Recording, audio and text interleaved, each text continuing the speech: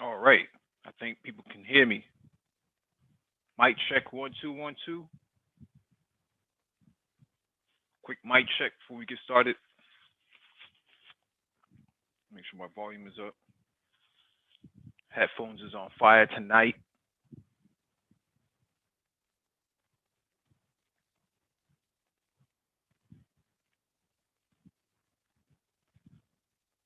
Push one in the chat if you can hear me.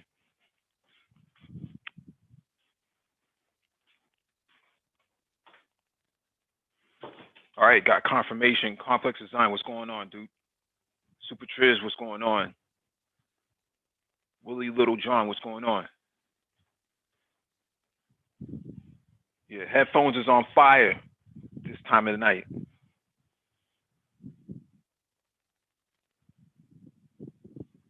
Richard Victor Dixon, what's going on? Father's Time, what's going on? Thank you for the confirmations. Welcome back to the Black Brain Trust. This is episode 306, Difficult Conversation Series. Please hit the like button as you come in, share the video if possible. Hit that notification bell so you get all the updates from the Black Brain Trust, including those on the community tab. And if you want to get on the panel, link is in the chat. Just make sure you raise your hand so that we can acknowledge you, so we can promote you to the panel.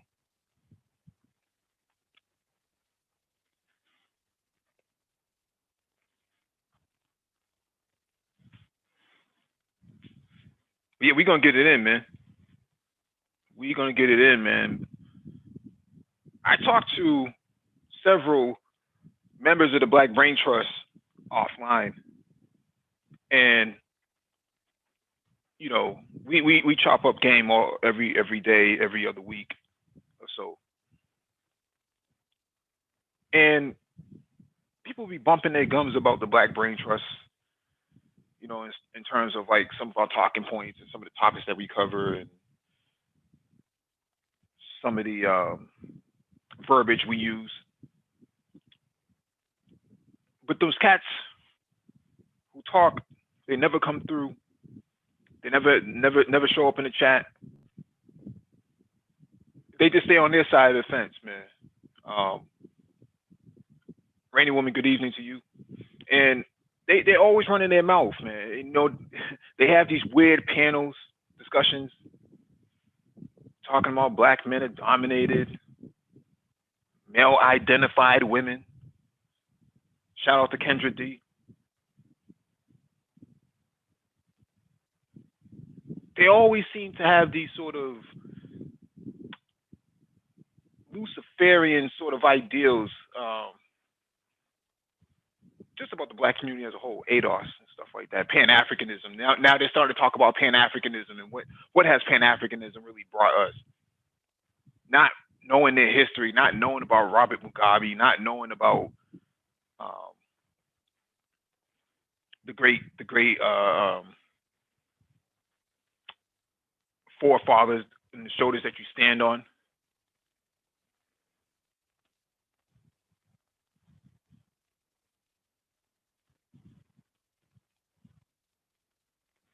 Hey, what's going on, Miss Kendra? Make sure I rent you up. And you know, these cats be running their mouths, man. I just find it hilarious. You got guys throwing bricks through the windows of beauty supply stores and nail salons, going to jail, and they call that masculinity. They call that alpha male. Them same cats never come through and talk that to us. So I just wanted to go over this, man, real quick. Y'all, Patrice Lumumba, shout out to them over on the continent.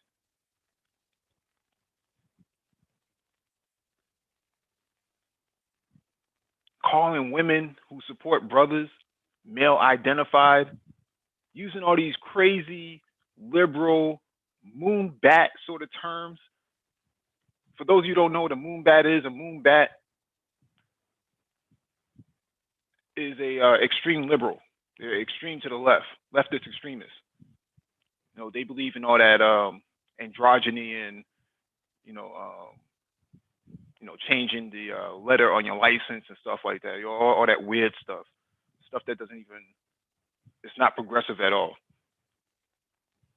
Doesn't really advance your people, but out there campaigning for it though. So Kendra D did a video. Shout out to Kendra D.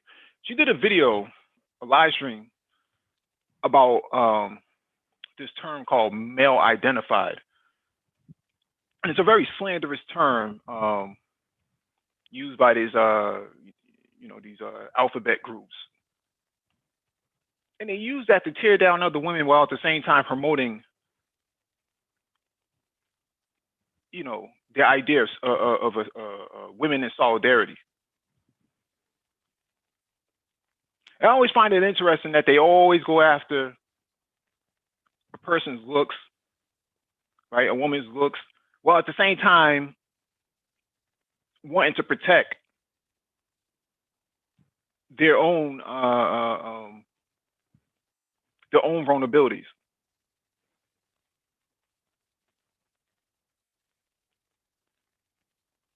But those same people never show up for a real panel debate.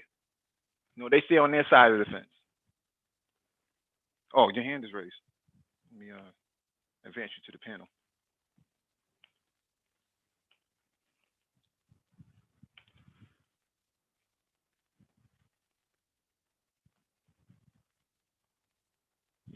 I heard a live stream the other day.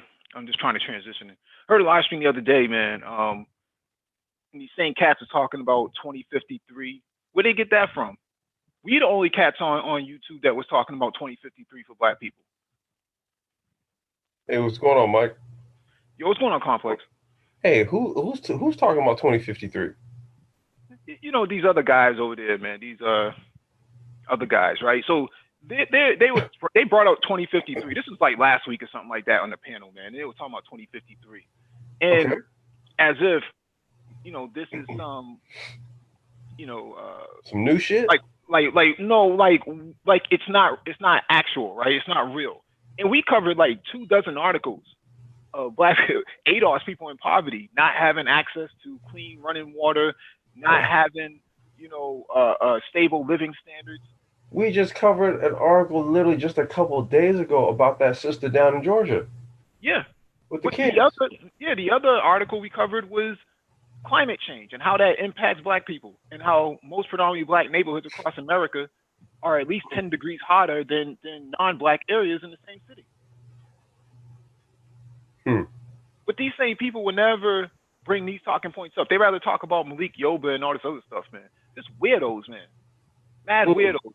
Running around with farm animals and whatnot, as avatars. I just don't rock with them cats, man. The point that I'm trying to make here is this, man. We did the research. We cite our sources. Kendra D did the research. She cites her sources. Shout out to Kendra. People are putting out content that's credible, and they acting like that don't mean nothing. I'm like, so where's your alternative facts then? I mean, well, man, that's kind of like the underlying problem, man, and why I see, there's just kind of like no point in trying to like, quote unquote, build these bridges and do this shit with people who fundamentally, man, don't see reality for what it really is. Like, it could be right in front of your face. Like I say, that's a chair. You're like, no, it's not. That's an ox. And I'm like, what do you mean that's a chair? And look, by any accounts and measures, dude, I can ask anybody else, like, what is this object right here? That's a chair. Look, if there's a group of people who swear by God that's an ox, what the fuck can you tell them? It's unbelievable, man. So I just wanted to make sure we covered these topics about black men being dominated. You're dominated, right? I mean, I've heard this. I've heard this before. Mm-hmm. That's a very pervasive statement to make. because it's not specific. Dominated in what exactly? You know what? I did a whole stream on my channel. Guess what it was titled? Last night? No. I did this like months ago. Okay. The name of the stream was "Are Black Men Dominated?" That was the name of the stream. Specifically addressing naysayers, talking about how black men are dominated. When in reality, when you look at the criteria for domination, most people on the planet are dominated. Mm-hmm. If you want to use that particular criteria, that's black, white, Asian, every ethnicity. That's how a society works.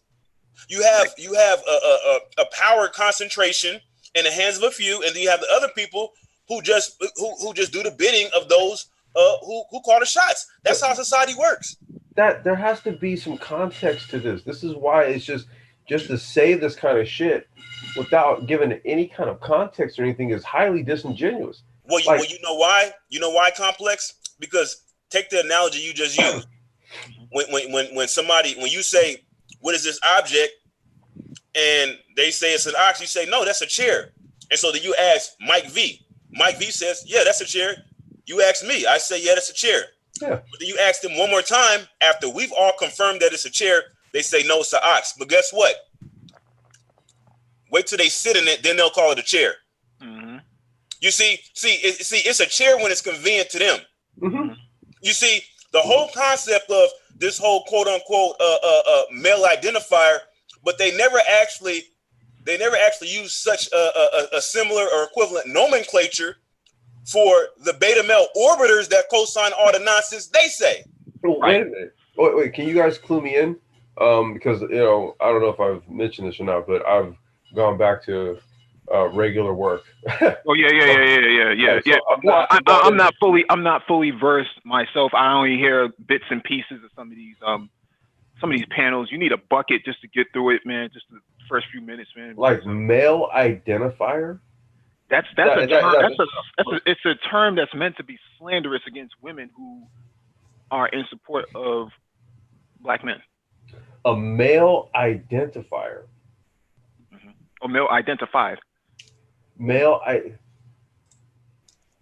Kendra D wants to get on the panel, Kendra D, if you want to get on the panel, the link is in the chat. You're more than welcome to come on and explain. She did a whole live stream on this, man, and she went in.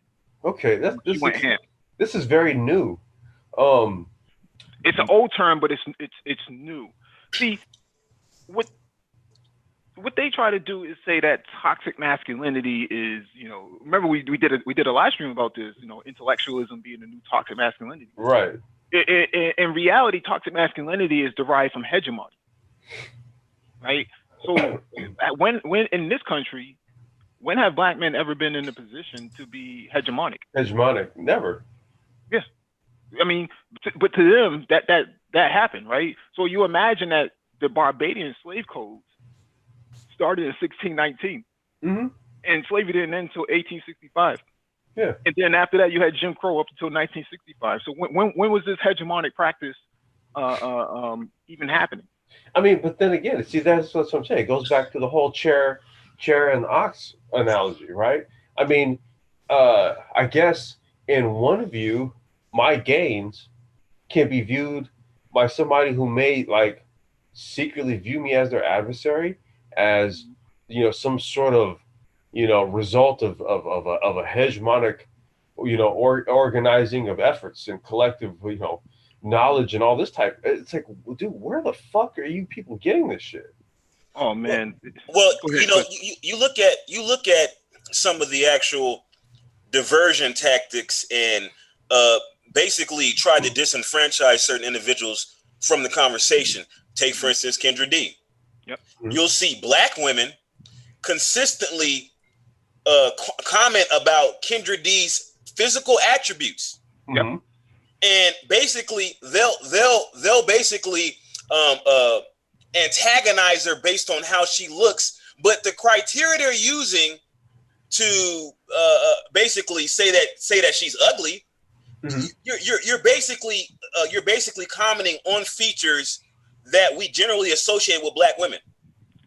So because she actually looks black and doesn't have European features, all of a sudden she's not attractive.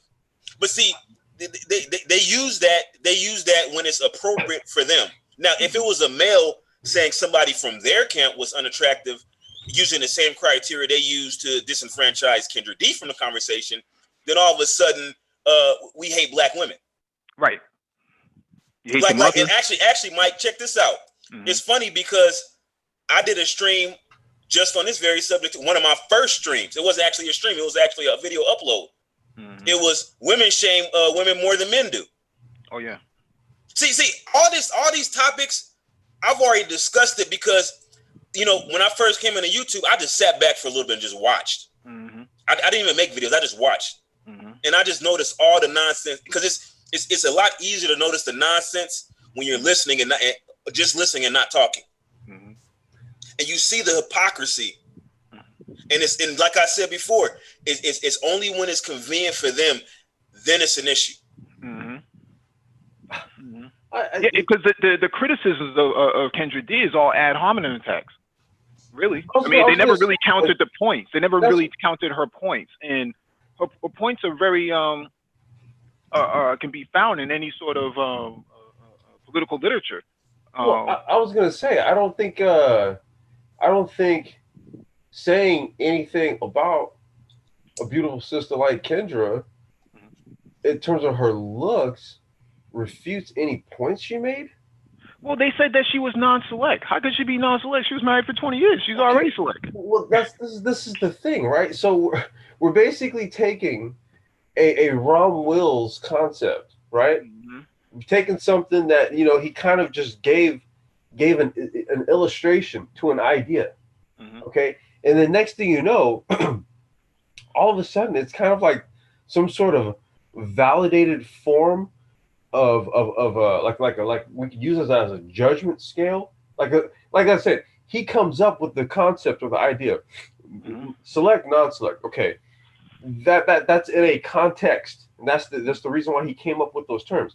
No different than when BGS came up with the whole octane thing, and it pertained to a certain show that he was analyzing. Okay, see, so context. So when we talk about Kendra, it's like, all right, she's making very valid sociological points. This has very little to do with her appearance, and her appearance has nothing to do with the fact that her analysis of sociological phenomena as it pertains to Black culture are spot on. Mm-hmm. Now, are you offering up some sort of counter?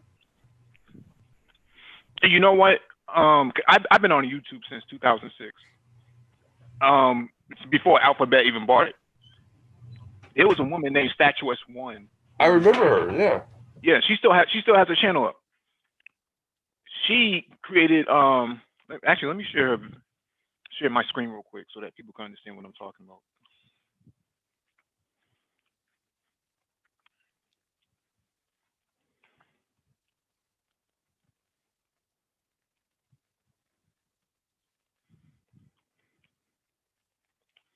Here it is.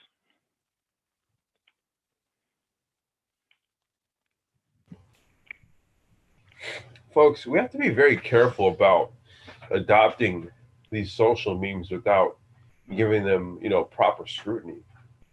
She was doing videos 9 years ago. Yep. 10 years ago. Right? She had way more content to this. Back in the day, she used to show her face until the brigade, the Alphabet Brigade, ran her off of YouTube. That's why they don't do videos anymore. Her cousin, Humble Queen, right? Yep. They used to roll deep on YouTube in terms of like the term male identified, right? They would fit that term, but that's what they were doing back then. They were actually putting out that sort of content. So Kendra D is kind of picking up where they left off. Yeah. Where they left off. So to say, you know, well, you know, she's non-select, she's this, she's that. Why you ain't countering the points? Well, you know, what's first of all, let men make that decision. That's what I was just about to say. Let men make the decision as to whether Kendra D is select or non-select. That's not a decision for women, other women to make. Mm-hmm. Exactly. Go ahead, Super Tris. He made my point. Oh, okay. He made my point. That's exactly what I was going to say. It's like, how is it that women are determining who select men are and who select women are, and we have no say so in a situation whatsoever? It's like when we actually determine that somebody is non-select, all of a sudden, either we hate black women or we can't handle a black woman, or we can't handle them in particular, is what they'll say.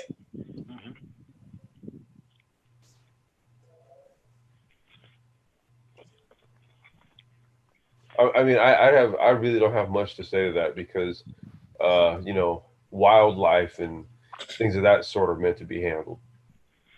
Well, the idea here is that, and I heard the stream this morning on that other channel, and they were talking about black women should be protected. Black men should protect black women. But how can you say that if they're launching attacks against other black women on YouTube, right? Soul Alchemy. Kendra D, Raining Woman. Well, beyond that, look at the attempts of black men as far as protecting black women. We just seen it, and we've seen it before, previously, when the men were outside protesting. I don't know if it was a nail shop or a beauty supply place, where the woman had been assaulted by an Asian man on video, and the guys were outside telling the woman not to go inside, and the women were walking right past them, going inside. And then now, just recently, the guy, this was real stupid anyway, but he basically took penitentiary chances, throwing bricks into an establishment with people in there, right? And so all of a sudden, he gets bailed out of jail. I don't know what happened, but anyways, there was a follow-up video after the fact, and guess what? They back in there spending money. So these are attempts of black men trying to protect black women. And like I said before, and I said this before, and then people just went up in arms when I said this before. And I said, when we look at remnants of civilizations of antiquity, right? Remnants. So we look at some of the Middle Eastern cultures, and I'm not co-signing everything they do. You look at some, just some of the more, which what we consider to be archaic cultures, and you look at some of their cultural practices that we view as barbaric. But you wonder why things are done that way, because they figured out a long time ago, this is the price that we have to pay to keep things the way we need to be for longevity. Because a lot of things that we do now, we see the trajectory, we know it's not sustainable. It's not sustainable and see, we've let it spiral out of control. And so now men are trying to bring women back in the range, but it's too late. Well, that's why that's the reason why I don't buy into this notion of this idea that that there's some sort of negotiating table concept or something that women will come to the. Here's the thing, man. I'm looking at. Well, to tie it into a large part of the Black Brain Trust theme, fourth industrialization. Okay, it's going to fundamentally change human civilization. You see, so that trickled even on down into our interpersonal interactions. You see, so I kind of see a whole new way, quite honestly, of how men and women will interact on a sociological level. And I think that it's going to take a couple generations to kind of get it. I don't see it happening like in our lifetimes, and I don't really see some sort of coming together moment or some shit like that. I really just think we have to allow for a lot of other key inputs to come online and begin the inputting. And then from there, we'll start to get a more firm grasp of how we should arrange ourselves, as a community. We were being conservative with the 2053 projection date. Exactly. We're being very conservative with it. Right. That's a long time for a turnaround, especially if you're playing catch up. Dr. Claude Anderson said 2055. He's being conservative, right? But after the articles we've read, the last couple of months, I don't know if 2050 is even doable based on the articles we've read and statistics that we've looked at, and the content that is being produced in the manosphere. I don't think that 2050 is a I think. Yeah. I think what we're talking about here, and Dr. Phoenix was probably one of the first people I heard say this. He said 2025. I mean, that's the thing. I mean, when we say 2053, you know, that gives a window, right? That still gives some time to leverage, like, you know, opportunities. But when we look at the reality of things, we don't see ourselves positioning ourselves now to leverage anything that will come down the pike in the next 5 years by 2025. Right.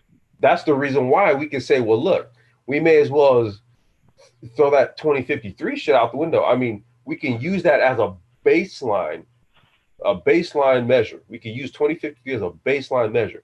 But by all accounts, if we're really going to be real serious here and just look at, you know, what's important to the Black community, our relative inaction to getting our children, you know, deep into STEM and all that type of stuff, dude. If we don't have like a coding culture by 2025, man, package it up in a nice little, you know, Christmas present wrap and send it off.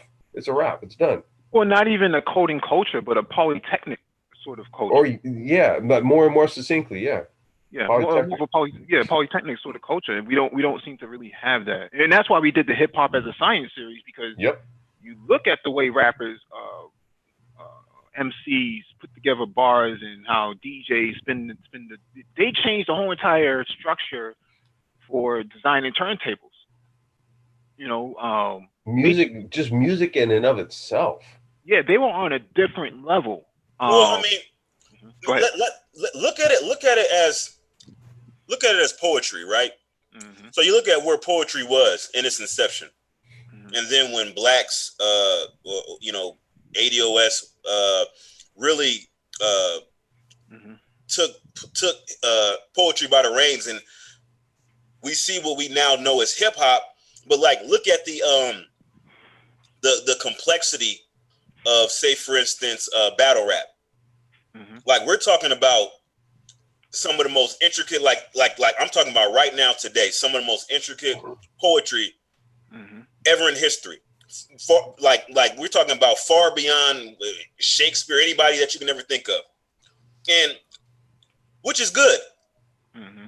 But I think that, imagine like when I listen to some of these brothers, the level of intelligence that they have, and is really missing out on opportunities to harness that intelligence and focus it on something that actually benefits us. Because, you know, it's fun to watch, you know, rap and hip hop. It's entertaining, but how is that truly benefiting us in the long run? It would benefit us. And Mike and I, we've spoken to this on those hip hop as a science hangouts that we did. Mike, man, I don't know, man. Maybe we need to fire up another one. Oh yeah, we still haven't done the Dirty South. We haven't. That's right. We got to get Richard Victor Dixon on for that one. Yeah, him and Josh, man. Right.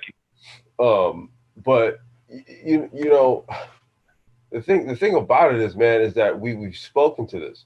The problem is that we created the goddamn culture, but then we don't own its intellectual property, and that's where we fell short. Right? We don't own it. We created it, but we don't own it. We don't own the corporations that own it, for lack of a better analogy. You know, so what to do? We should take lessons from that. Because to me, that's like, you know, I don't give a fuck what other people say or what they think, because I'm a hip hopper, like when it's all said and done. You know, when I look at what it is that black men essentially, created hip hop culture, black men. How's that for male identification? You know, we create a culture that is worth something to the tune of billions, right? Billions.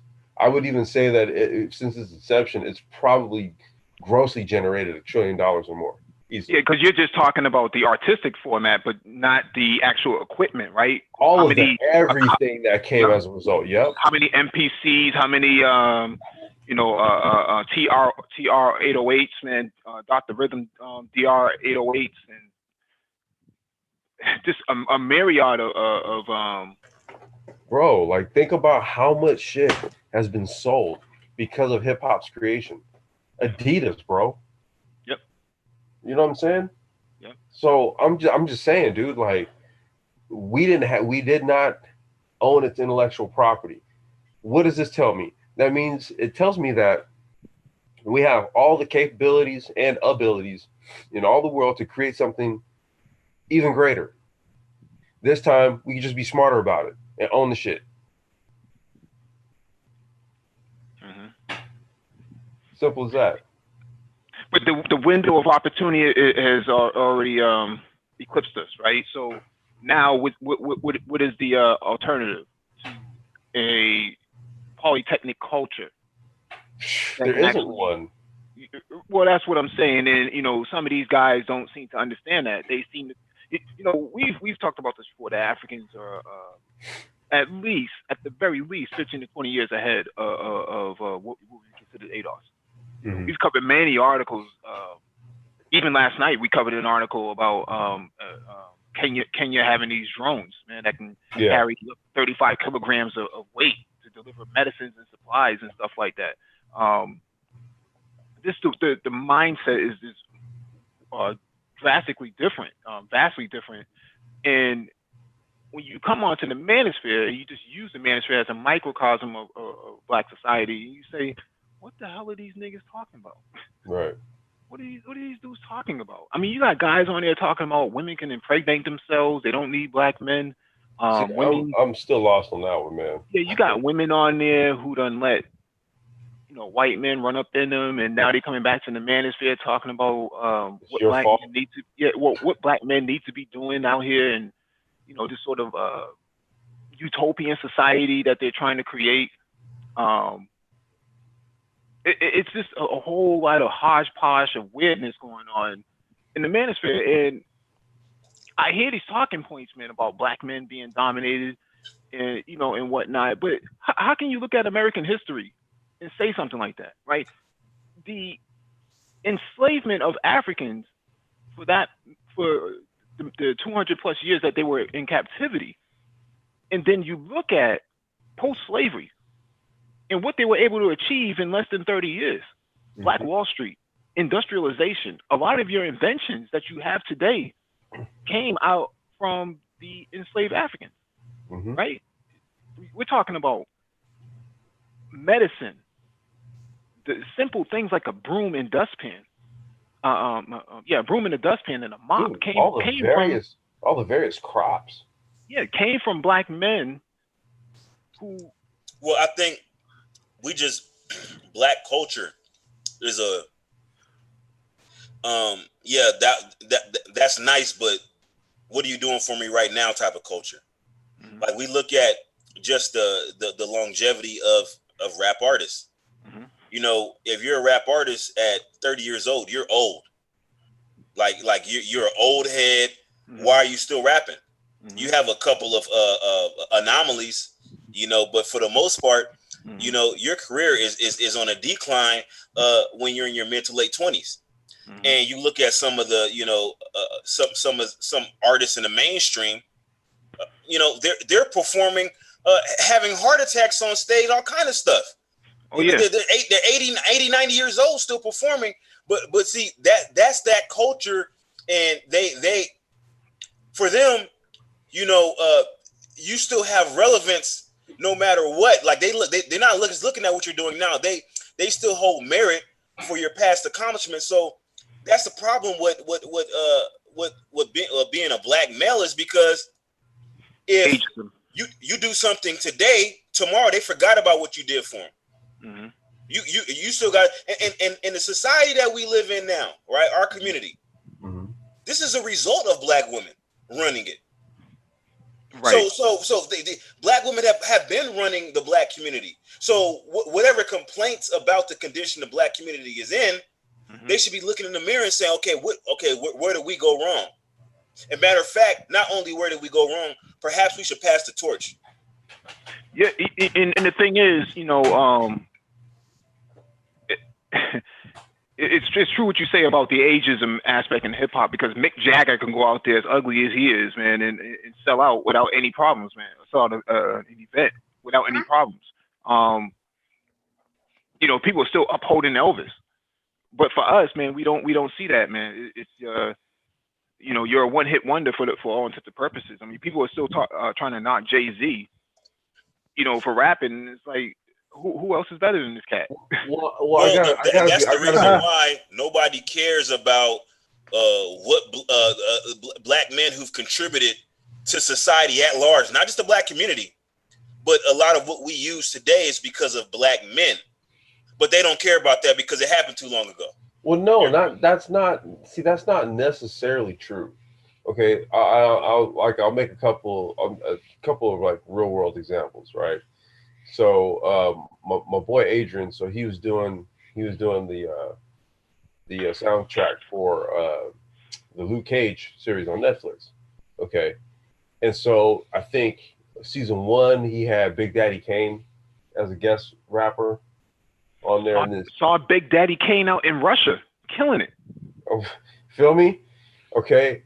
My boys are actually, they performed out in Moscow too. They've been out to Moscow to perform also. And then season 2 was Rakim. Mm-hmm. Okay. See, the thing about those type of dudes is they made timeless music, mm-hmm. right? And they didn't eschew any sort of like questionable,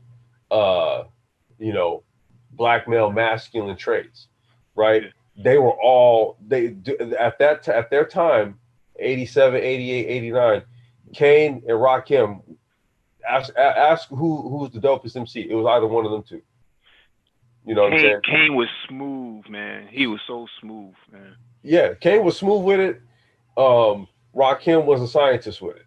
Yeah. You know what I mean? So, but the thing about it is that the dudes they've made timeless music. You gotta understand, these dudes have made music in like the last 4 decades. Mm-hmm. Okay, like a lot of what has happened with a lot of our iconic artists. As much as it pains me to say this, but this is coming from a former DJ, a record collector, and all that shit. Like a lot of these dudes, their music is dated. Mm-hmm. Okay, it's time stamped in the Akashic records, if you will. Mm-hmm. Right. So what we do is we'll throw on some beatnut shit because it'll just kind of stoke a fire, mm-hmm.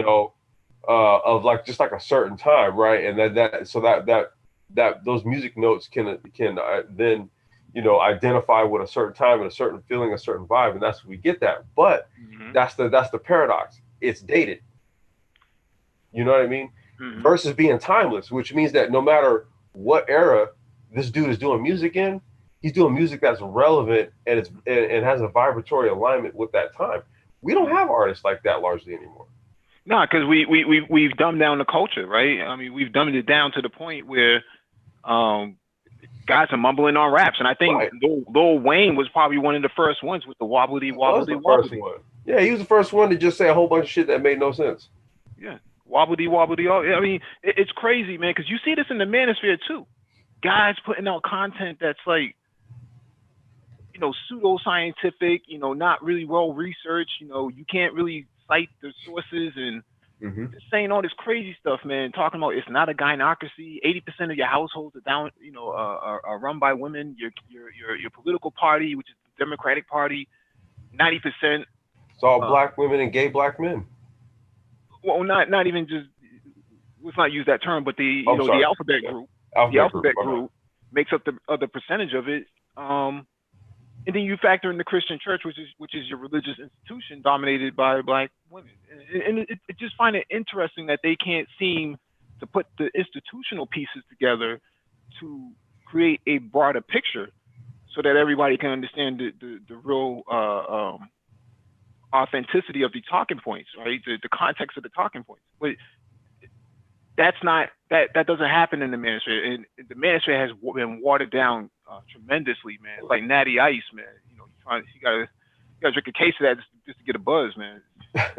Well, you know, I mean, as far as like with the manosphere stuff, man, I think just because maybe I don't want to say because of our age, but because of our age, we remember like an earlier time, right, when a lot of relevant shit was being talked about. Mm-hmm. You know what I mean? So we can kind of contrast and relate to a lot of things.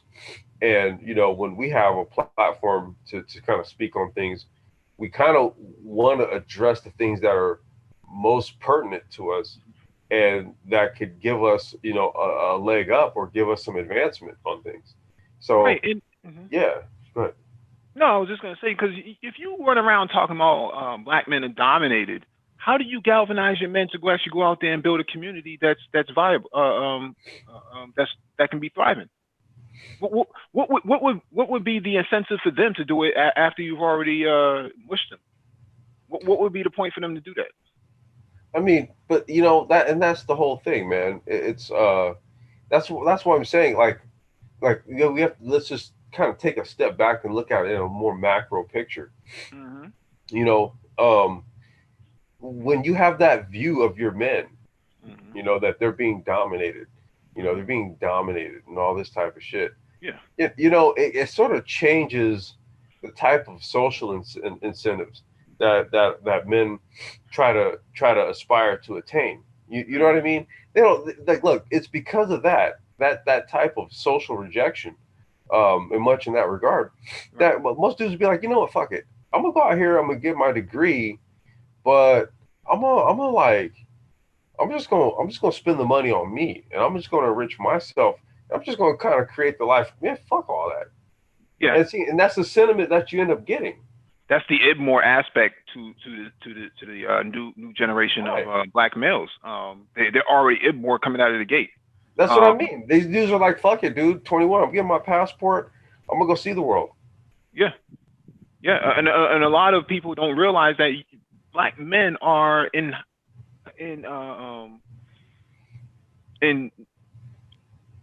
very low volumes in terms of your ability to galvanize them. You don't really have a whole lot to work with. And the ones that you do have to work with, you're kind of shitting on them. What would be the talking point for them to actually feel incentivized to do something for the community as a whole? Like it's a very weird kind of concept that says that black male subjugation is good for the community, but at the same time, I want you to go out there and fight for me. Like, what would be the value in that?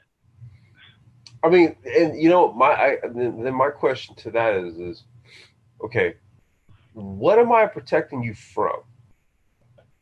Right? Like, black men don't protect. They don't protect us. They don't protect.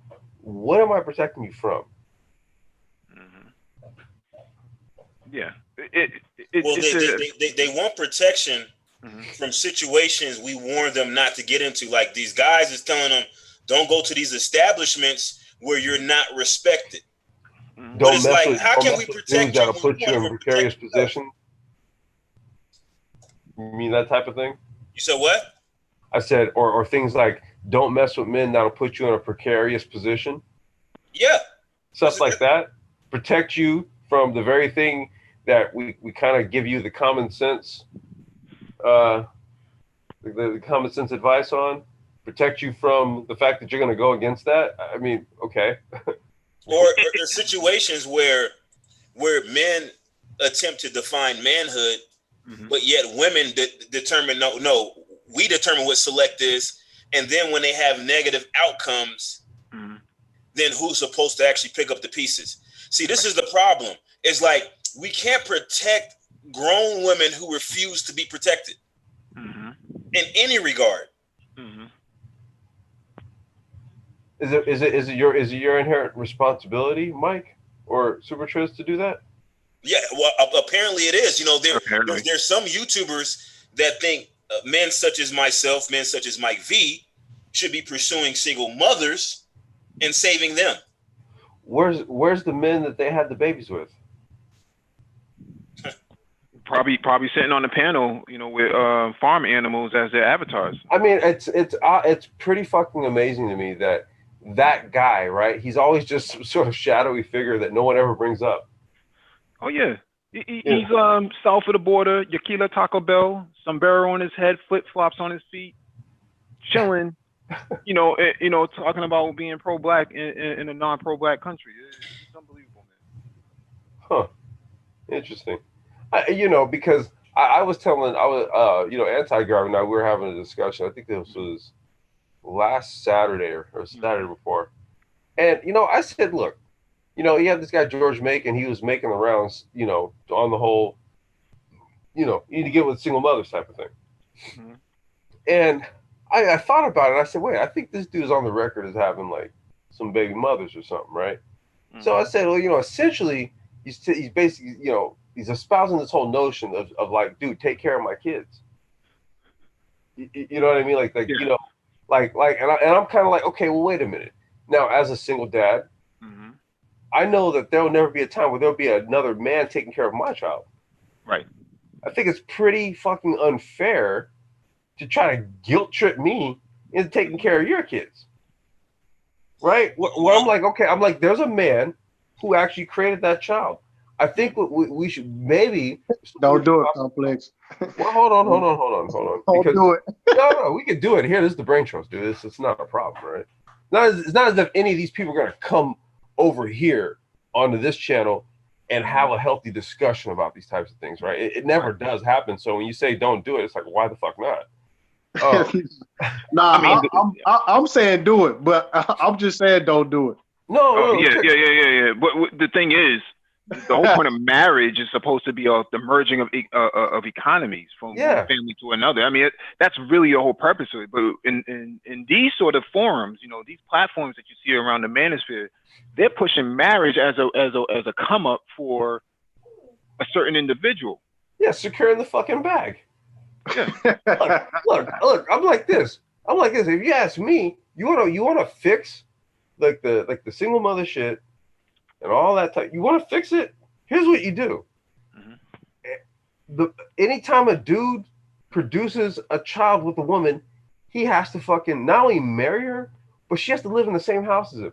So that means if he's got 3 baby mamas, guess what? By law, you all live in the same place. What did you just say, Mike? It's a merging of economies. Yes. Now, I'll give you an example. Yeah, go ahead. Finish. I'll come right behind you. No, go ahead, Mike. Go ahead. No, I was just going to give an example. I have a couple. Most of my in the tech field, most of my guys, black men that I'm cool with and I roll with, they're married to non-black women. So what happens here is the wife, their grandparents and stuff have left property and other assets to that daughter. Mm-hmm. And the black men who did well, their parents left things behind for them. So now you have houses that's been passed down from generation to generation. Now in a booming economy, well, I shouldn't say a booming economy, but a booming economy, those houses are worth $500,000, if not more. You take 2 of those houses, that's $1 million in assets. You really think that those people are gonna think that brother's gonna give up his marriage and his new family so he can go help some dusty chick who flew from Seattle to North Carolina to get knocked up? Nah, man, ain't nobody gonna do all that. Like, come on, man. Like how fucking real are people being? Like, seriously. Nah, it's unrealistic. It's unrealistic, man. Well, the point is that we're supposed to make sacrifices for the benefit of the community, while our masculinity is contingent upon us acquiescing to their demands. Now, how does that make sense if we're supposed to acquiesce to the demands of women? Mm-hmm. We're not supposed to be dominated by the greater populace. Like, it really transcends logic and reasoning. It really does. Mm-hmm. Like these arguments, this is the reason why it's really a waste of time to even have a conversation with people who think like that. Like I know Complex, you said they won't come on the panel. Good. Because all it's going to be is there's going to be a shouting match, and they're going to say it wouldn't even be, bro. It would not. It would not even be a shouting match. I mean, literally, it's like yo, if where you're coming from doesn't have like any sense of logic or reason or sound reasoning behind it, it's gonna show itself. Well, you know, what's going on, G? It's tight. It is little man. Well, when you compare other oppressed groups, right? Because they always talk about somebody being dominated. You look at Palestinians, man, and I do a lot of solidarity work with Palestinians. Those women are on the front line, man. Yep. They on the front line. They're losing limbs, losing eyes, bound to wheelchairs. You know, going on hunger strikes in Israeli prisons. They're going through the same thing that Black Americans went through in the during Jim Crow. So they have their own Jim Crow right now. Malcolm X went to Palestine twice, and he came back and said, Black people won't be free until Palestinians are free. This is before he died. Mm-hmm. And you have these people who think that they can work in isolation and don't understand the purpose of building alliances, global alliances. You know, they're still trying to talk about Black men being dominated. You got Black men who travel all throughout the Middle East and have made alliances. Again, it's the context and the position of where they're coming from in terms of dominance. Mm-hmm. And I mean, my pushback on it is be more specific. Dominated where? Mm-hmm. That's just a talking point to shut you up. It's bullshit, because when we look really on the front lines of what's really going on, Black men are fairly hardworking, and we are definitely making much or many inroads and contacts all over. But really, the Black woman is some of them, not all of them, but some of them are coming back with this. You're being dominated because of the critique that they have a very difficult time dealing with, and that's pretty much the overall issue. One of the things I would like to say, I was, Dr. Gerald Horne, who's one of my favorite historians and authors at this stage right now, speaks about this through his various books that he's actually written. He talks about the lack of real international connection that Black people have, or working with international causes. Black people have kind of rolled back a bit on and put a lot of our emphasis on just being a single group here, working here within the United States, and trying to work against the government, or fight against the government here, or deal with our issues. And he sees that we've seen a lot of rollback because of the lack of real international support and pressure. Solidarity. Yeah, exactly. Solidarity being bought from other nations and other countries, including Europe. Yes, including Europe as well. Mm-hmm. So, that's one of the issues that that we're having, and that's why it's very important that we do speak about working with, like Mike says, with the Palestinians and other groups where people are are having solidarity movements, where now it's being linked up around the world, and now there's a lot more pressure being brought in to really to really pressure the political interests inside of that country to do the right things. And we caught a lot, the civil rights movement and so forth that brought forth a lot of legislations and so forth that I think helped Black people in many ways. Hurt in some, but helped in a lot of others. We caught a lot of international support from many areas. Much of the international freeing of Africa, and many of their nations there that got freed up came from a lot of support from us here. Nobody talks about that. Yep. And then we caught a lot of support from Africans here as well. We don't talk about that, but now we have people talking about the Black politics, and I'll sit back and work my own EDOS, and I don't need anybody else. And that's short thinking. That's a lack of real nuance and really understanding history, and not really looking at what really did happen, what really did help to bring about a lot of change. Civil War, people don't want to talk about that. Even there was international support or international pressures being brought in to this country to end this war as well. Nobody speaks about that either. It goes far back is what I'm trying to say. So what I want us to do is definitely continue to talk about this and think about this at a greater level, because it's significant and it will help to move us. It will help to move whatever we're trying to do here forward. People are not making that connection. Yes, we can walk and chew gum at the same time, and I just want us to constantly say that we shouldn't be shouted down and have other voices come in and tell you that you're wrong to be thinking this way. Because they're not doing the work. No. We've posted pictures. We posted pictures on this channel many times before. Some of the work that we've done on the ground, man, with Palestinians and Haitians and other people of oppressed diaspora. Sitting down, having dinner, and having these discussions and stuff like that.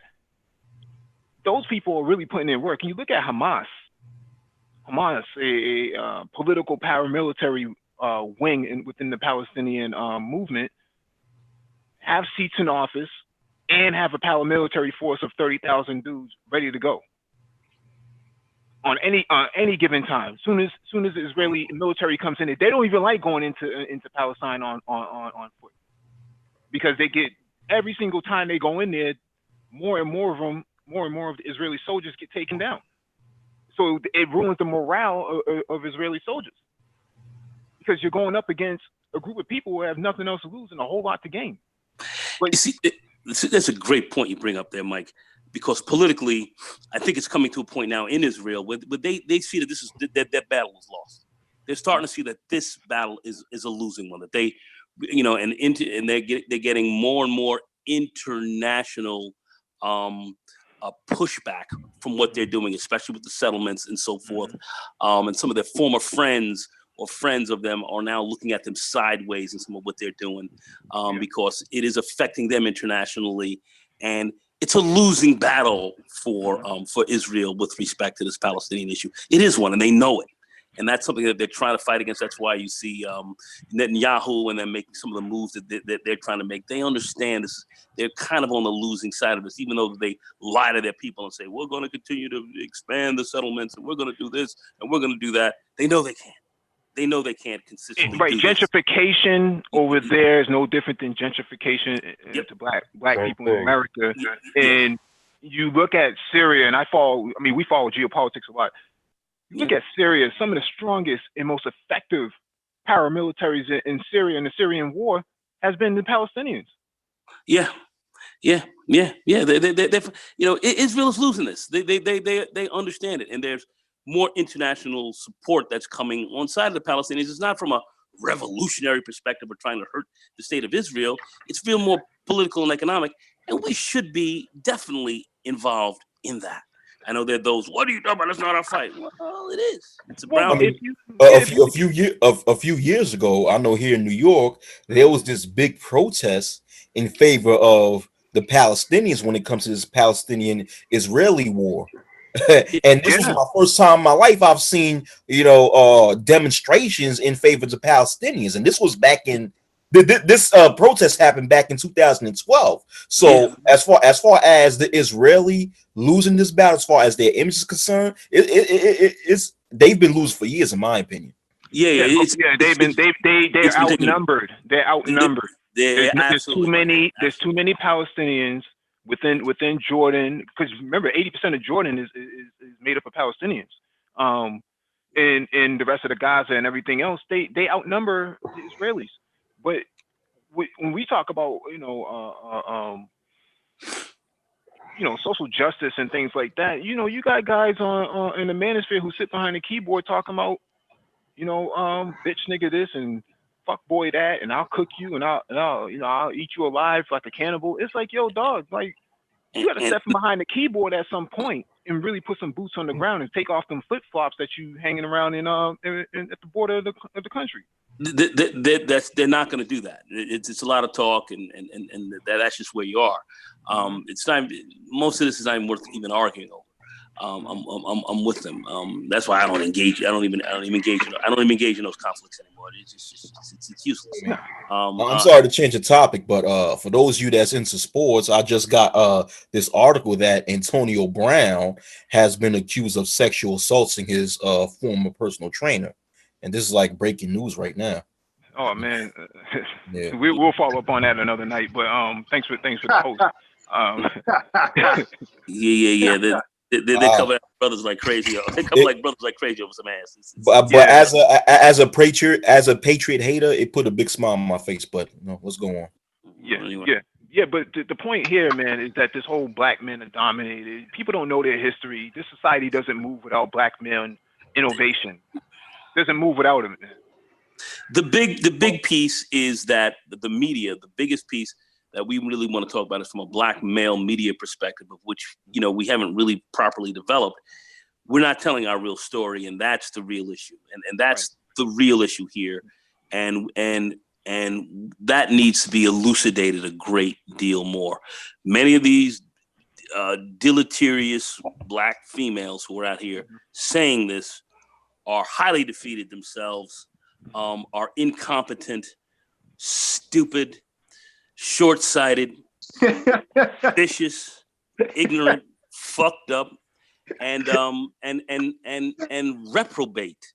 And here they are, trying to basically shut you down because of their terrible, horrific shortcomings that they don't want to take responsibility for, because a lot of people have left them off the hook. And much of the debate that we've had, and we've addressed some of this is what they want to stop. So that's really all you're really dealing with, and it's not to be taken that seriously. The most important thing that we have to take seriously is really looking. Black men really we need to really start to get our message out that much more, and really start when we talk about businesses and really start talking about political activity. This is what really we have to be pushing forward a lot more, pushing forward that agenda in a very real sense. This is a beautiful time right now. Presidential elections are coming up. This kind of thing is, black men could really exert a great degree of influence, if you will, right now by being politically aware and sound at this stage, and kind of move. And you don't need huge, massive, super giant groups. You have to have a few very well coordinated, well financed groups moving forward. You can do much. You can do much these times. This shit is a lot more wide open than you think. What you needed to take control over the narrative, and that's what the manosphere was really created for, right? The black manosphere was really created for that very purpose, right? To take control back of the narrative that other people have been pushing and weaponizing against black men. Who has noise in the background? The idea that you can have political discourse with with basically an oppressive government. We covered the article last week about the excerpts from Nixon and Reagan and the type of conversations that they were having about black people back then. We look at Trump, and we look at the tangerine tyrant, and we're like, we got to get this guy out of office. But these guys back then were ruthless, man. They were ruthless. They were working diligently to keep black people in a suppressed state. And you really had no response to that because you weren't politically organized. And the formation of an African American Union, AAU, is the only way you're going to actually interface and negotiate from that standpoint, and to have international support pour into it. Well, my question, Mike, and to the rest of the panelists, shout out to you, Nagone. When black men are what's up, fam? What's going on? You, baby. But black men are being accused of being dominated. So my question to those who claim black men are dominated: what does it look like for black men not to be dominated? What does it look like for black men to prevail? So let's just go along and let's just ask the question: what do they want to see from us as black men? Because I guarantee you, whatever they say, there's probably already examples of that in the black community. But the women, obviously, you're not able to get in proximity to men of that caliber for some reason. I wonder what that reason is. Facts. Like, think about it. Like, you have women claiming that black men are dominated. A man that, of course, black men that are dominated that are around you. Yeah. Like, why would a man that's actually dominating? Why would a man that prevails in whatever sector that he's in? Why would he want to be anywhere near somebody like you? I mean, it's evidenced by the individuals you see these women choose to procreate with. Like I said, forget about what they say. Look at exactly what they do. Your answers are there. There's no debate. There is no debate with that. There's no debate with this anymore. There is no debate. All right, but this is the thing there. This is the thing with this whole narrative. Black men are being dominated. Okay. Let's just say if that statement was true, right? If so-called black females in America saying that black males are being dominated, if that is a fact, well, guess what, black females, you are assisting in this quote-unquote black male domination by, a whole lot of black females falsely accusing brothers of these different crimes and, calling the law on them, keeping black males in child support, putting these black males in these unfair family courts, putting them in child support, alimony, and what have you, and engaging in out of wedlock birth so high to the point that almost 80% of black mothers are having children out of wedlock. I mean, if black males are being dominated, black females are doing things to further push this quote unquote black male domination. I mean, they are very intricate in 72% of households in the black community being a single mother run household. I mean, how are you going to reverse this? How are you going to help reverse this supposed black male domination when you keep giving birth to, when you keep creating broken families? And this is done, and most of this is done by choice, as you can see. Exactly, exactly. You can see this. So at the end of the day, we have to get right back to this same fundamental point one more again. Don't listen to what they say. Look at what they do. That is it. That's why I say I don't debate this point anymore. I had a little vignette I want to break down. I broke this down to Mike B the other day, but I just want to say this. I was going into the city this past weekend, Saturday and Sunday morning early. On one was a tutorial project that I'm working with the school zone, and there was another business thing I was dealing with Saturday morning. So I had walked in Saturday morning. Now we're talking about Scarsdale train station. Now, taking the Metro North bus, the Metro North train that goes to 125th Street, and then it goes down to Express, then it goes down to Grand Central Station. All right, so I'm going to 125th Street in Harlem. And mind you, Scarsdale, the train depot there, it's a very upscale area. Let's just say Scarsdale's an upscale area. I bring it up for a reason. It's not the reason you might think. I bring it up for a reason. Upscale area. I see I'm waiting online at a basic Dunkin' Donuts that's there, and there is there's an Indian company, couple who's a proprietor of the establishment. But anyway, I go in there and I usually get in the morning a hazelnut coffee with cream, and that's what I get, and iced coffee, and I get up, catch the 809 train to leave. Anyway, I'm heading down, and there's a line this time, and there's a black woman in the line. She wasn't even in the line. She was actually by a refrigerator, or one of those refrigerated areas where you pick out a nice coffee there that's already pre-made, and you can buy that, whatever. But she's picking that out. I'm online, so I didn't even know she was even online. So while the line is moving quickly, ultimately, the guy is, well, who's next? I said, me, I'm next. I just want to get, hazelnut coffee. I was like, yeah, I'm like that. This black female, she wasn't a domestic. She looked like she was somebody who was working as well in Scarsdale. looks at me. Well, I was online in front of you first. I was like, oh, hey, listen, I'm not trying to cut in front of you. What are you buying? She was buying a little iced coffee and she said a sugar donut or whatever. I said, okay, listen, I'll pay for that, and I'll pay for mine as well. I said, I'll pay for that just to make sure, just to keep things copacetic. Now I knew what I was doing, but hear me out, fellas. All right. So it's short money, so it's not like I'm spending any big money. It's just short money, maybe $3.50 or whatever. This woman then looks at me. I buy it for her. They pass it over to her. She doesn't say thank you. She doesn't say, hey, listen, it's not a problem. Everything is cool. She looked at me in a huff and puff and stormed out the door. Left. Okay, just stormed out the door, left.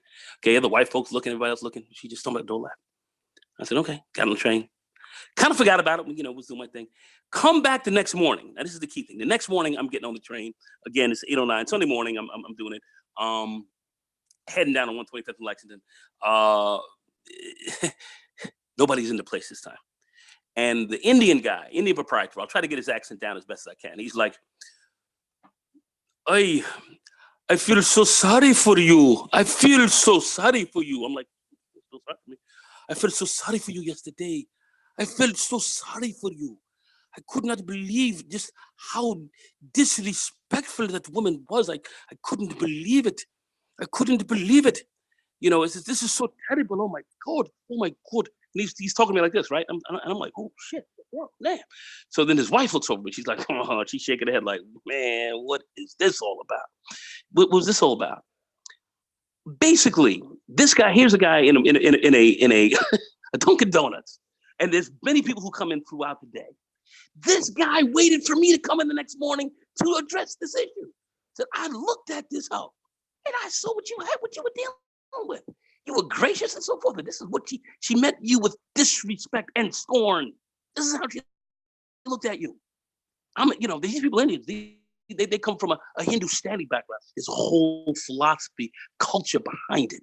You understand? They looked at this as if this person was uncivilized. Now I know black women, they don't give a fuck how other people look at you, but they're looking at you. They're looking at your ass. They're looking at these women. They're looking at your clothes. They're looking at you. This is the level. Now here we are in Scarsdale now. Scarsdale.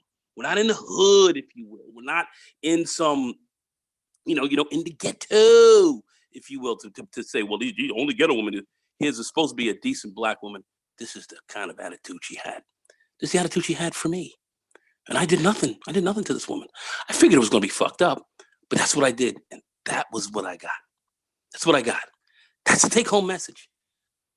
Take-home message. I'm not trying to, here in the Black Brain Trust, we don't get into this, but I had to relate that story. And I have other little small vignettes like that I encounter. I don't know what to tell you.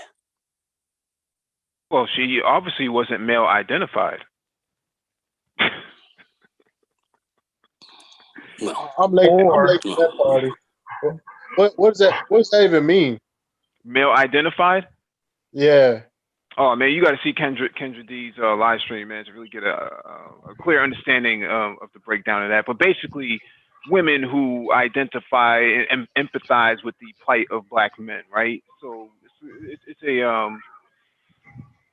it's a feminist term, but it's being used to slander black women like Kendra D, like Statuess One, like Shahrazad Ali. There's this sort of, and it's not like they just started doing this. They've been doing this for a while.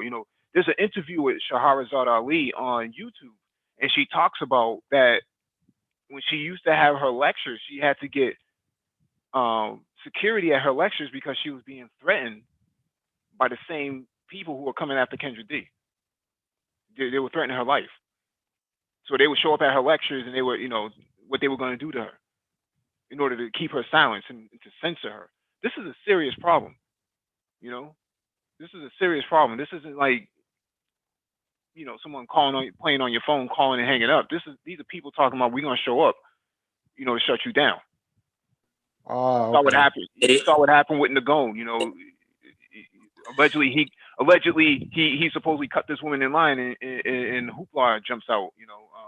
Oh, she got extremely ratchet. Now maybe it was $3, three. It was funny because the next day, the guy gave me the coffee and he gave me like a French cruller for nothing. And that's just kind of how he saw that, like let me make up for what this person was like. But he was looking at this black female like this person was an animal, a beast, something ungelded that needed to be damn near caged or dealt with in rather harsh terms. And there's some cultures and societies they ain't fucking with that. So they look at, and I know many of these black women don't think others are looking at them, and many of them don't care, and I understand that. But that was more. That's what I found most remarkable was how this guy he sees many people, hundreds of people probably that day, next day. But this is the first thing he said when he saw me the next morning, and I was there by myself. I said, I cannot tell you this, because I have other customers around, so I can't say this. But since you're here alone, let me tell you how I perceive that. And he took his time to tell me. Man, some of you also out here, folks watching y'all. Folks are watching y'all.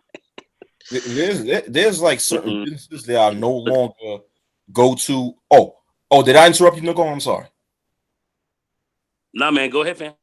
Oh no, I was just saying there's certain businesses that are no longer shopping because of a black female, because of a so-called black female who provided very terrible customer service, in my opinion. There's this West Indian restaurant that's not too far away from where I live.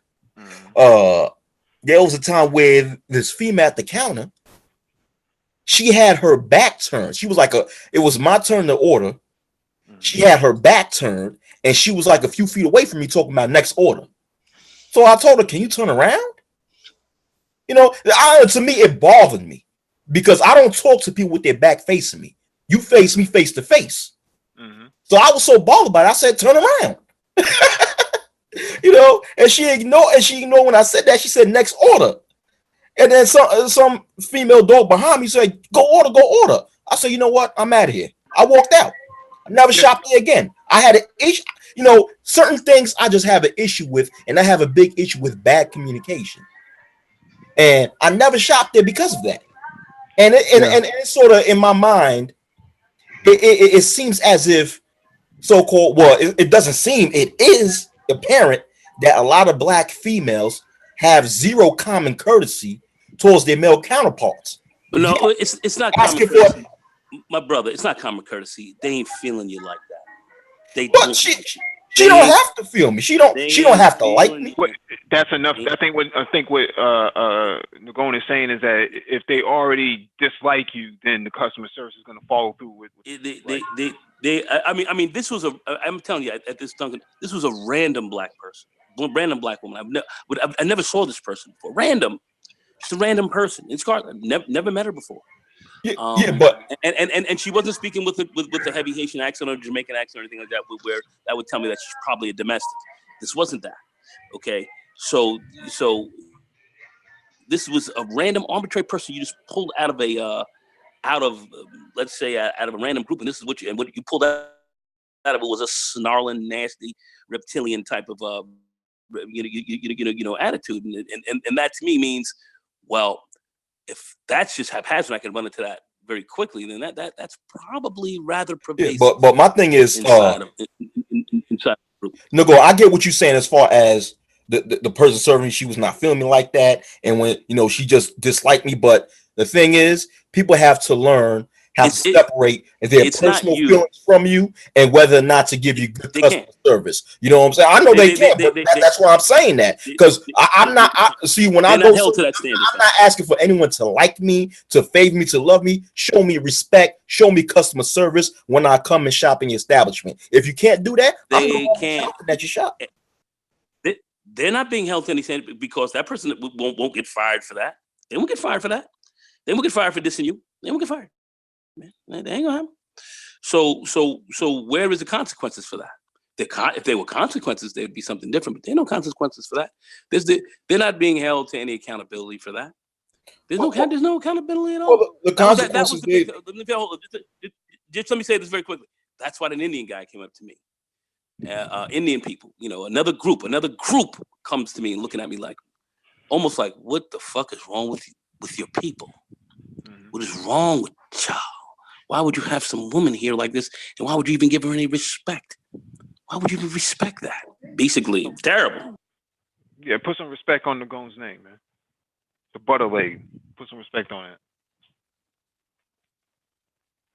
But yeah, male identified, black men are dominated, IBMOR. We were talking about this before you came on the Goon, man, about 2053. Some of these new cats, man, are trying to run with the term, man, run with the swag, and don't really understand what we're talking about. And based on the articles and information, statistics we've been reading, man, I think 2053 was a very broad date in terms of how we would actually look at American blacks in the next 20 to 25 years. And based on the articles we've read and statistics that we've gone over, man, I think that we were being a little bit too liberal. Now it's about 2025, 2030. Yeah, Mike. You know that 2053, that's when the wealth gets to zero. It's like, what's the difference between 0 and 1500? You know what I'm saying? Well, wealth is already at zero right now, right? We read an article last month that talked about the difference between black people and white people's wealth. It's already below zero. It's actually in the negatives. Yeah, but that's what I'm saying. If they saying 0 at 53 and we say 0 right now, you know what I'm saying?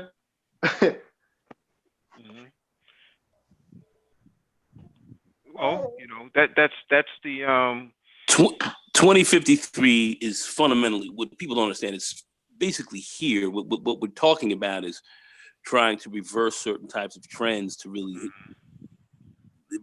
have this thing from really happening, and that's what people are missing in this.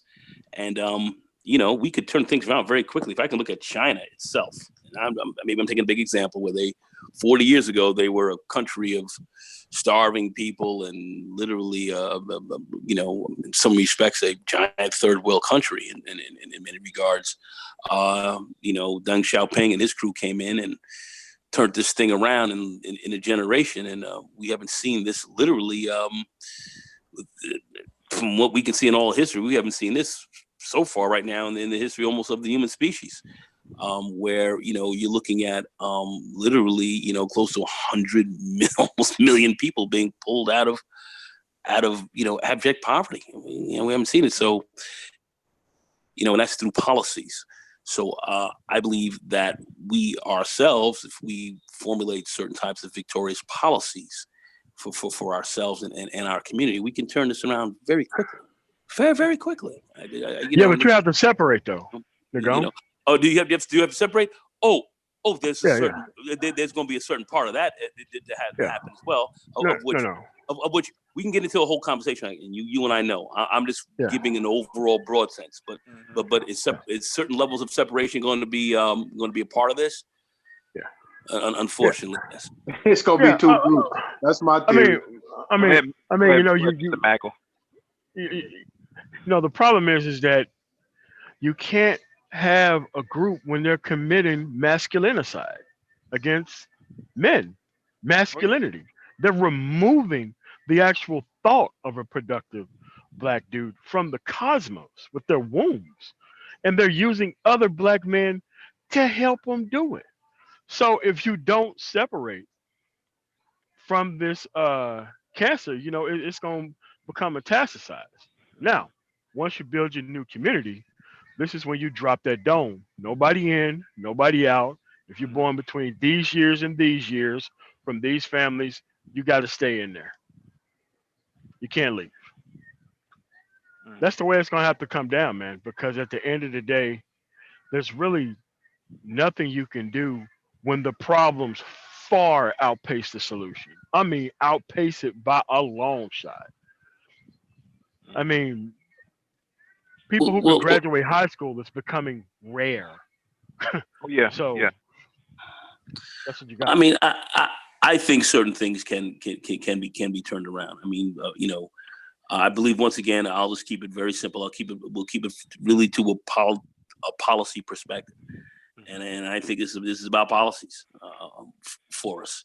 And yes, some of that is going to be dealing with some of the issues internationally, and certainly Africa is going to play a role there. I know a lot of us don't want to talk about that, but it certainly is. And that's where I think we here at the Brain Trust are kind of dedicated to that kind of conversation, that kind of thought process, because I think that in circles like this, you develop victorious policies that can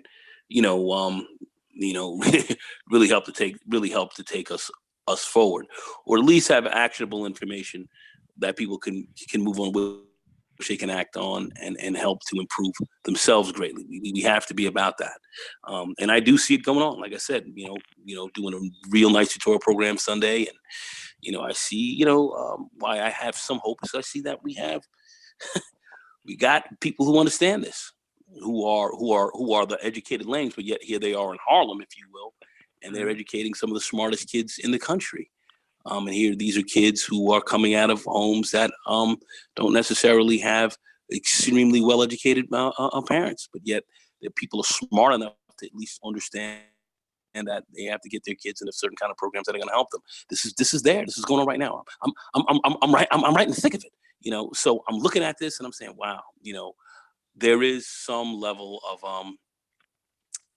hope here. There is. We are doing some things. I would like to see it go on in a much broader way and in a much from a much more enterprise-wide level.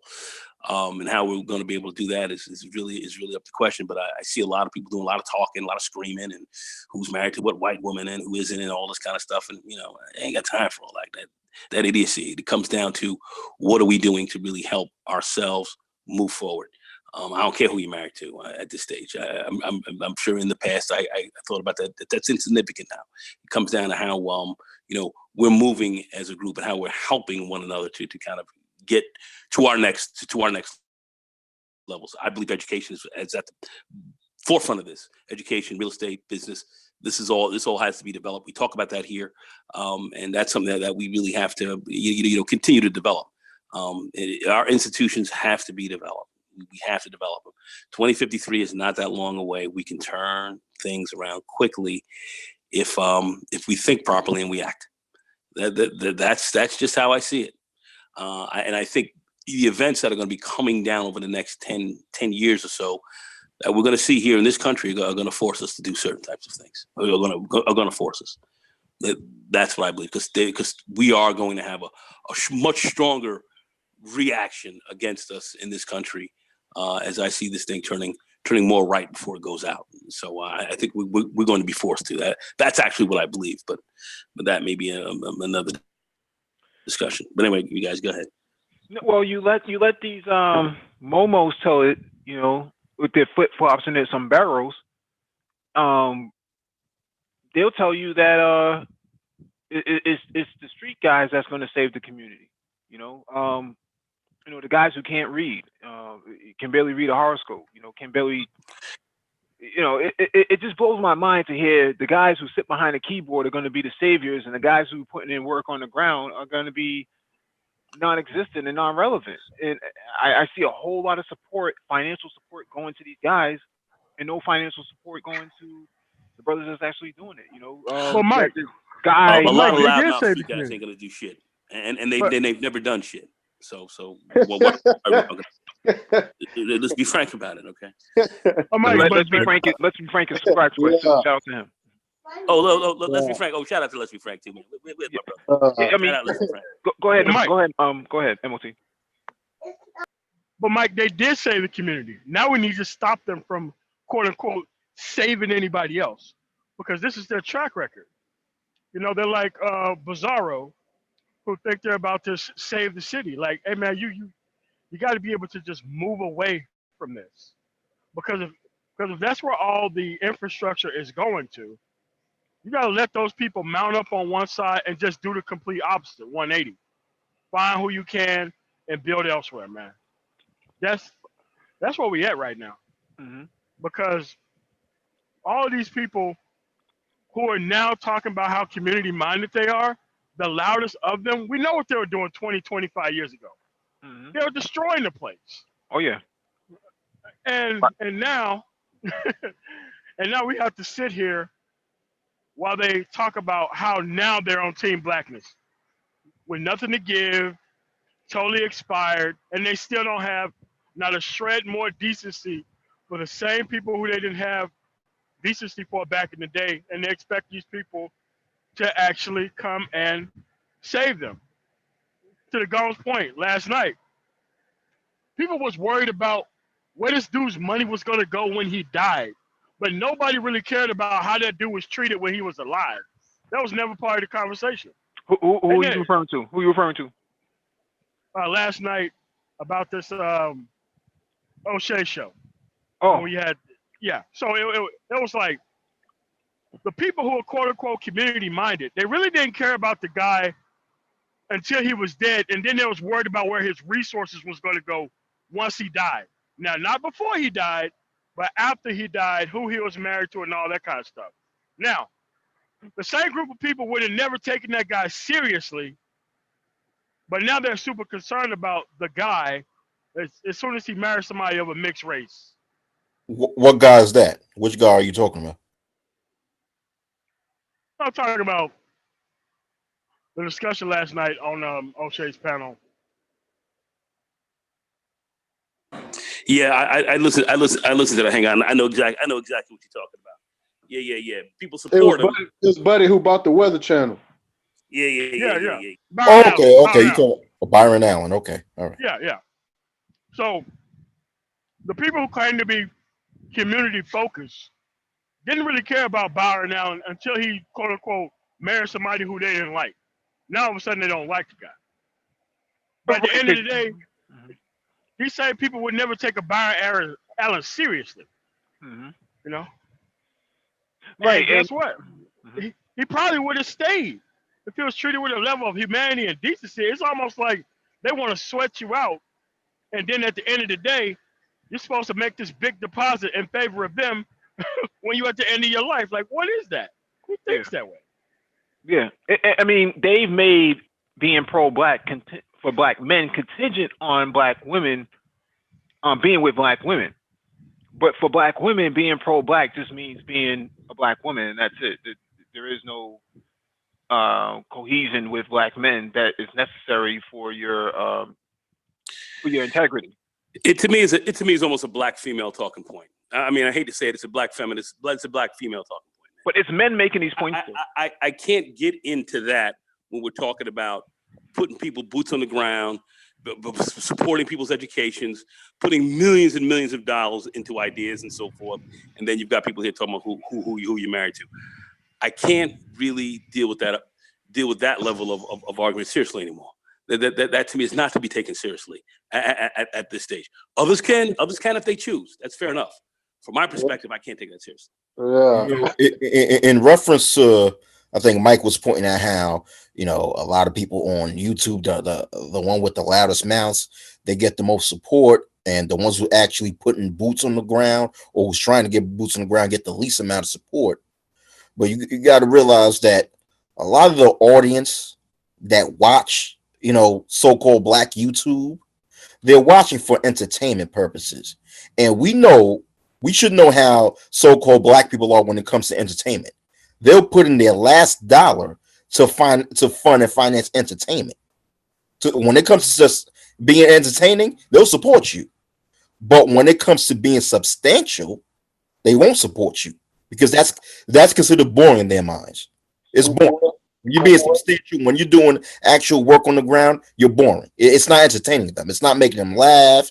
It's not giving them this feel-good fantasy. You have to be one. Don't call people lame ass N-words. You have to call people F-boys. That's what's gonna get their blood rushing and give them joy. You have to argue with other black males, curse them out. You know what I'm saying? You have to be a degenerate. You know that's where you get support from so-called black people on here. The more degenerate you act on here, the more support you'll get. You know what? I mean, it's funny till you realize that buddy who threw the bricks through the salon, he got a GoFundMe with 30 grand, and they said he projected to close at around 60. That's crazy. That's somebody's bachelor's degree. That's somebody's That's bachelor's.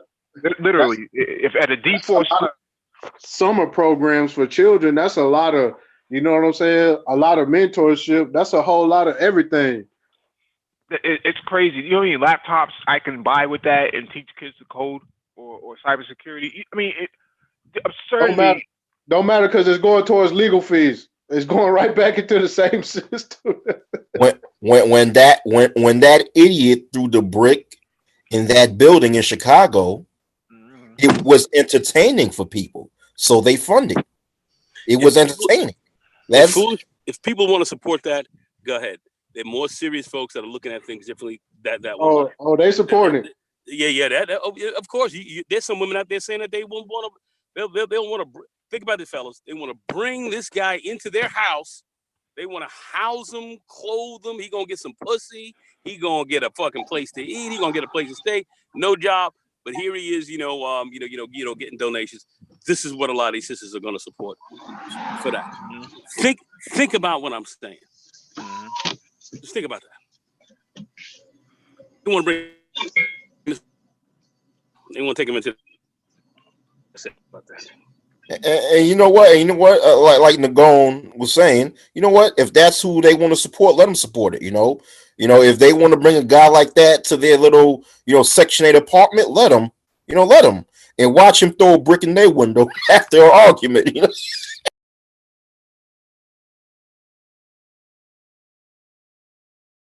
Yeah, I mean, instead of throwing bricks, man, you should be trying to learn how to be a mason or something like that, man, and get into some masonry, sort of skills.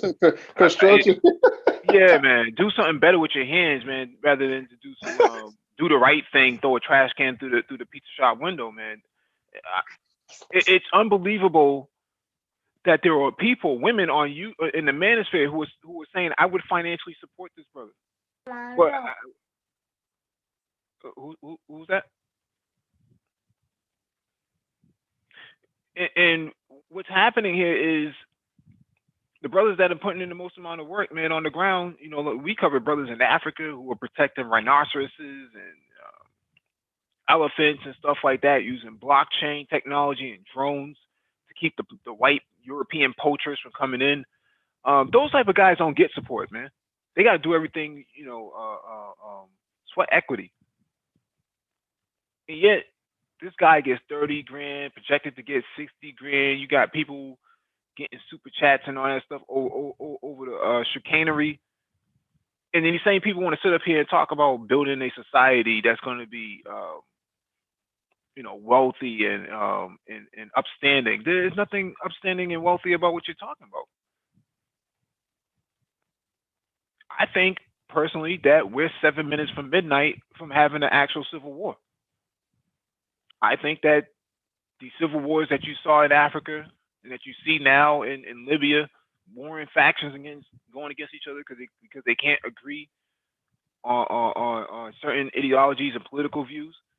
That stuff is real, and a lot of these people in the manosphere don't take this stuff seriously enough. They think that this is just a game. It's like, nah, man, people could die over what you're saying. It's even less than that, though. Right? You know what I'm saying? Like, you can, here in the States, you know what I'm saying? You can support the you might get hated on. Like, that it don't have to be about ideals and nothing like that. You could just be finding some level of success. Mm-hmm. Hey, Tony, do you have anything you want to add to the panel or to this discussion? I'm sorry about that, brother. I didn't realize that I was on like that, but I did wanted to jump in and interject really quick. I wanted to hop on what I heard the brother just say just now as far as the Civil War. Could you elaborate on that a little bit? That's just really interesting to me what you were saying. Like, how do you feel that would actually like pan out? Would it be kind of like a Republican Democrat kind of thing, blacks versus Why? Like, how could you elaborate on that, please? A civil war, in what I was referring to, at least the context of it would be black people who are progressive and black people who are regressive. Oh, you mean a civil war within the black community? Got you. Yes, yes, yes. It's an actual civil war. You know, you're seeing this right now. You're seeing people, you know, black men in the manosphere dropping other black men's channels. That's happening. That's happening in real time, right? We saw a Game Changers channel get dropped because of another black man. We saw, you know, a black man get punched in the face at an event off of YouTube. Guys running up on other black men with pistols on their hips. We're only 7 minutes away from midnight from an actual civil war. Mike, I was on another hangout, and I made a point. I said, listen, if so-called black people are serious about progress, then guess what? You know, there is a certain number of our people that needs to be going out this earth. Because the thing is, these types a certain populace of so-called black people trying to take you out this earth. And basically that's what you're pointing out. You know, other guys stepping to other black males, or you know what I'm saying? Wanna put hands on other black male because of this person's opinion. I mean, there's a certain segment of the black population in which, if they are able to take your life and not get caught, they'll do it. If they're able to take your life and not get caught by law enforcement, they'll do it. Yeah, I mean, you see it right now with the whole Popeye chicken thing. People yes. pay for your food, really? Yes. So when I stayed in that other hangout, that there's a certain segment of the black population that you just got to take off from this earth. You know, people got mad at me for saying that. We're saying that I'm going too far and that I'm somehow very bloodthirsty and what have you. And that's not the case. I'm just seeing that there is a certain segment of the black population that wants to destroy progress and wants to destroy you and wants to destroy those who are progressive. So you can't. So if we want to progress on a collective level, we can no longer have these types of so-called people amongst us. We can't. That's the reality. That's what I see. You know, Classic Ruby is in the chat, man. And shout out to Classic Ruby. We go way back, man, to the BGS for Women days. She says, we were having this discussion last night. And while I agree that the actual brick throwing itself was wrong, the wrong move, let's not ignore that the brick was not the first move. My thing is, why are you doing business with this, you know, with this entity? I don't understand. Why can't you just move on to another business?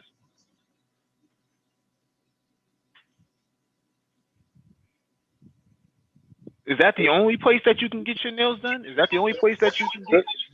Good luck, Mike. Well, you know something that go ahead. I'm sorry. Go ahead. What I'm saying is, even explaining it is part of that suicide mission. Because the thing is, yeah, you bust the windows, but the insurance company covered that. Boom. So what damage have you done? In actuality, none. No, man. No. It's silly. It's a silly move. What you do, I mean, and Ty City has talked about this before. You call the inspectors on them. Have the city inspectors come in and do an evaluation on it. They'll find something, right? But the point that I'm making here is, man, if those bricks would have hit some woman laying in a chair or one of the employees or something like that, you know, that's a case for mayhem, felony mayhem. Hitting somebody in the head with a brick because you wanted to prove a point. And it's like, you might have hit the wrong person. Yeah, but that's what I'm saying, Mike. Even that 30 grand that they put up could have.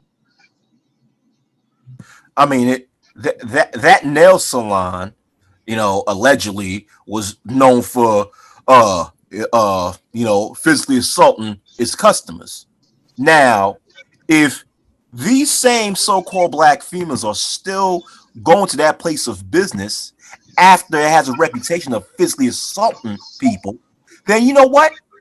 If you continue, it's one of those things where, fool me once, shame on me. You fool me twice. No, fool me once, shame on you. Fool me twice, shame on me. Maybe I'm using the wrong phrase, but it's like if you keep going back to a place where people are getting assaulted because I don't know over what $5.99, and if the customers keep going back there, then you know what? You have to leave these customers alone because obviously they're that damn stupid to keep going back to a place of business that's owned by a group of people that don't respect them. Well, I'm gonna say this. That's why me and MOT and a few others we sit back here and we say, listen, you've got to drop the dome. At the end of the day, these people, you see this guy went in there, threw rocks to the window, do whatever, and the next day a brother went in there with a camera, walked through there, and the place, it looked like a trap house. Okay, we made man with the cardboard cardboard up on the window, but the place was booming in business. Wait, Nagoo, did you see in business? Did you see the plywood had the phone number and the name of the business on it? Yeah, but see all that. But see, you saw what happened, and then the next day they walked in, the place was booming with business. There's no need to talk about that anymore. There's no need to even go up and you look at what they're doing. Look at what they're doing. Okay, look at Tyrone. Tyrone's gone. Now they're back in there. Them same sisters in there, walking around, getting the same job done. We saw that. Lives are forfeit. Lives are just simply forfeit. We saw that in Tulsa, Oklahoma, where the brothers were standing out there for the sisters, and the sisters ended up getting pissed. Get out of here! Had some short little light skinned bitch talking shit. All right. Next thing you know, after that, the brothers they got shouted. They basically got shouted down, and the guy put a sale on the next week, and the lines were even double. But look, one of the things that I've been wrestling with. What I'm sorry. One of the things that I've been. We've seen it. The evidence is there. So there's no more discussion as far as I'm concerned. There's no more discussion anymore. There's a certain moves we have to start making. There's no more discussion. The debate is over. There's no more debate. There is no debate here. There's no debate. Go ahead, Tony. No, I just wanted to interject once again. One of the things that I've been wrestling with personally, right? Because just like I'll just say kind of full disclosure or whatever, right? Like I got this YouTube channel that I run or whatever, and I talk a lot about the whole white supremacy, this, that, yada yada yada, right? All that kind of jazz that a lot of people are familiar with, right? But in the past week or so, since I've been listening to you guys, it's changed my perspective a bit. Not so much on the content on my channel, but to add more of what you gentlemen are always talking about, particularly as it pertains to 2053. There isn't enough of that. Like that's not, for some reason in our community, that's just not taken seriously enough. But I don't want to get too sidetracked from the main point that I wanted to make is that I'm a Lyft driver, right? Like I'm actually just taking a little break right now. And not too long ago, I was in Watts. I'm based out in LA, and I believe on 103rd and Wilmington in Watts. When I was driving, there was this building that I saw that was abandoned and it was vacant. It was really big. And in my mind, I have these thoughts in my head, right, of like, the YouTube channel growing and whatever, blah, blah, blah. And then eventually, like, I'm thinking to myself, one day I want to get that building and then that'll be like the studios, right? You know what I mean? And it'll be smack dab in the middle of the hood in Watts, right?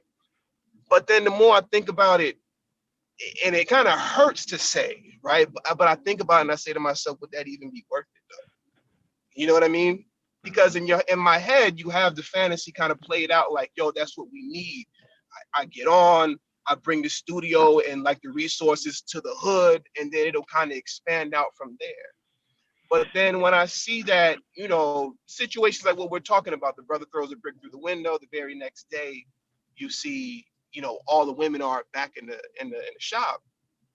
It kind of makes me think to myself that within the community, like what you guys are saying, there kind of really just needs to be a die-off. When I think about, is it even worth it to put a studio essentially like in the hood like that, right? If I was to blow up, we'll say, because would it even be appreciated? Would it be worth it? Would I end up, I hate to make this comparison, but what I end up getting killed like a Nipsey Hussle who tried to do what he did for the hood? You know what I mean? Like, it's like, is it even worth it? Or should you just go somewhere else. You get what I'm saying? Like, it's like all the brothers that are like-minded, like we just dip and go do our own thing somewhere else. Brothers and sisters. You get what I'm saying? But go ahead. No, I was just gonna say, I mean, if you did die, man, they would just put a mural up of you on the wall and say in memory of. But you know, this didn't start with the hair supply stores, man. I mean, you can go back, I think last year, when there was a brother who in Florida who got shot in the chest by a far right white nationalist or whatever he was supposed to be, man, over a parking spot for a black woman. Oh, I remember that he died too. I'm not mistaken. Yeah, he caught 2 in the chest from like a 45, man, and he didn't walk away too well from that, and you know, and all over a parking spot for this black woman.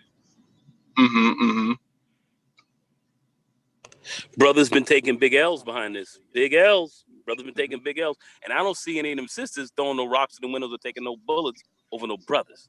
That's all I'm gonna say about that. I don't see that going on the flip side. I'm gonna say that. No. Ain't nobody putting 30, 40, 50 grand into a brother to go to school to learn computer engineering or autonomous artificial intelligence or autonomous vehicles, anything like that. It's unbelievable how people can say, that the black man is weak and he's dominated, and not look at history and understand that this society was built by black men. All of it. The White House, all your institutions, for all intents and purposes, all your inventions, the bicycle was invented by a black man. The torpedo was invented by a black man. Changed the whole entire naval warfare strategy as we know it today. I mean, a common product we all have in our house, which is peanut butter, you already know it's made by a black man. The inner filament, the metal wiring of a light bulb was made by a black man. You know what I'm saying? Without the so-called black man, we would not be able to turn on our lights and have it stay on for a very long time. But we're being dominated though. No, it the potato chips was designed by a black man, was invented by a black man. What as Frito-Lay's today was actually a black man's invention. Traffic lights. Oh yeah, there's thousands of inventions that changed Western society for what it is today that is still being used. Ty City, you gotta mute up. That's not me. Yeah, I think that's Tony. But once again, when it comes to that statement that a lot of so-called black humans love to make, if they believe that so-called black males are being dominated, well, the question is, who's assisting in that quote-unquote domination? That is, if that statement is true, who is assisting that domination when when you take into account the way a lot of black males are being raised in a fatherless household. You know what I'm saying? You can't have a dominant force if you do not have a solid family structure. So who and who is who continues to destroy this family structure? You cannot talk. See, you talking nothing but sense for you right here. You cannot talk about a dominated, a broken down black man without talking about this black female. Can't do it. And another thing too, another thing too with this whole black man being dominated nonsense, it's no. You know what? I'm done. I'm done with that. I'm done. But when it comes to 2053, this whole 2053 prediction, my question is, judging based upon the high amount of black abortion rates we have in America, would there be enough so-called black people left in 2053? Well, I can tell you. We covered an article last night, man, about a 73-year-old Indian woman getting knocked up with twins, man. So brothers may have to start chasing down some of this old Real quick. Did any of y'all come across this article? Not helping us. The single mama phenomenon is not helping us. That's a quicker rush to 2053 than anything else. So when these people talk about that, then let's look at these single mamas that are coming up here raising these single boys and all this, making these choices, and then want to sit down and talk about, well, you're dominated and all of this, and then they don't want to talk about 2053 when all this is related. So some of this stuff is crazy. Some of the stuff I'm hearing from these people is actually madness. We got to start talking sense now. We got to start talking some sense. That's the problem. Talking sense is difficult here now. People don't want to deal with certain truths. Go ahead, MOT. Yeah, it's just at the end of the day that we're trying to attempt to have the discussion with people who don't care about it. They don't want to care. They don't want to have a discussion because the discussion is all about them. They're the ones who are doing all the stuff that's wrong. So, of course, they want to be the loudest one in the room. They want to make sure that they don't want to treat anybody with a level of respect, but expect respect in return. I just say this, man. If you go to one of them establishments from now on, your life is forfeit. Whatever happens in that place, you're one of them now. Mm-hmm. You get no protection from nobody. And we really need to make sure that it just falls on deaf ears whenever people try to say, oh, what the brothers are doing. I'm like, what brothers? Mm-hmm. Yeah. It's just that you just got to stop giving oxygen to even thinking that this stuff is going to be rebuilt, because it isn't. And it's almost like a religion, how these hucksters sit within these broken people and promise them other people's futures. Not theirs. So they're not going to deliver it, but you might be. Mm-hmm. It's going to somehow wipe up somebody with all these kids, and all of a sudden the black community is going to be all right. Nah, man. It's just the end of the day. You lay out the agenda. You see who's coming. You see who's not, and you work with that. Mm-hmm. You build with who you can build with at this point. Because right now, nothing is going to pretty much change the trajectory of anybody at this point. Mm-hmm. It's either you're noticing it and you're trying to do something about it, or you're noticing it and you're trying to hide from it. There is no in between here. Mm-hmm. So that's where we're at, man. And it's just that we're dominated. I don't know about that statement. Mm-hmm. The statement it's pretty much a concession that they helped. Mission accomplished. Like George Bush and like the aircraft carrier and all that kind of stuff. Like this, when you say stuff like that, knowing that most of the time the woman is behind what's happening with the select group of guys, not all guys, but like, a select group. But it's just like, look, we're not going to be able to get there with the current team that we have. So we just have to be the special forces and go clear the ground. Mm-hmm. That's it. Mm-hmm. Who's trying to talk? Tony, you have anything you want to add? Because you were trying to talk earlier. Yeah, it was just more of a question that I wanted to pose to you guys, because I believe one of you just said now something about Planned Parenthood and abortion, and would there even be enough of us left by 2053? And I didn't get to read this article in full, but maybe one of you brothers might have come across it already. But I believe it was Bernie Sanders that was promoting something of the sense of introducing some sort of a Planned Parenthood to Africa. No, it was straight people control. Who was that? It was straight population control. Oh, you heard about that? Yeah, taking the Planned Parenthood stuff to Africa and hiding it in the guise of like climate change or some nonsense like that. Yeah, he was trying to tie it to climate change. He said it was too many people. Yeah, well, he's wanting to talk about his state Vermont needing people. Yeah, maybe you should bring more Africans over there to Vermont. Fucking asshole. But yeah, I mean, a lot of this discussion is what's driving IBMOR, introspective black men of reform. Go ahead, Tony. You were trying to continue. Oh no. That was it. I was just curious if any one of you had come across that article already. You know. Well, you don't even have to look. You don't even have to look to him. You know, in that article. I mean, you had black women on some of these panels in the manosphere talking about black male babies should be aborted. Not too long ago. Mm. Yeah, they going off the deep end of feminism too. Oh yeah. Yeah, man. I mean, you know, it's so crazy. It wasn't They that sure long did ago say too. that. It was not too long ago too. You know, it was a couple months back. It was about a year ago. It was Kamala Harris, right? She was on the Breakfast Club, and I believe it was like her first appearance on there. And just the way in which the system is going so hard in order to push black men out the way.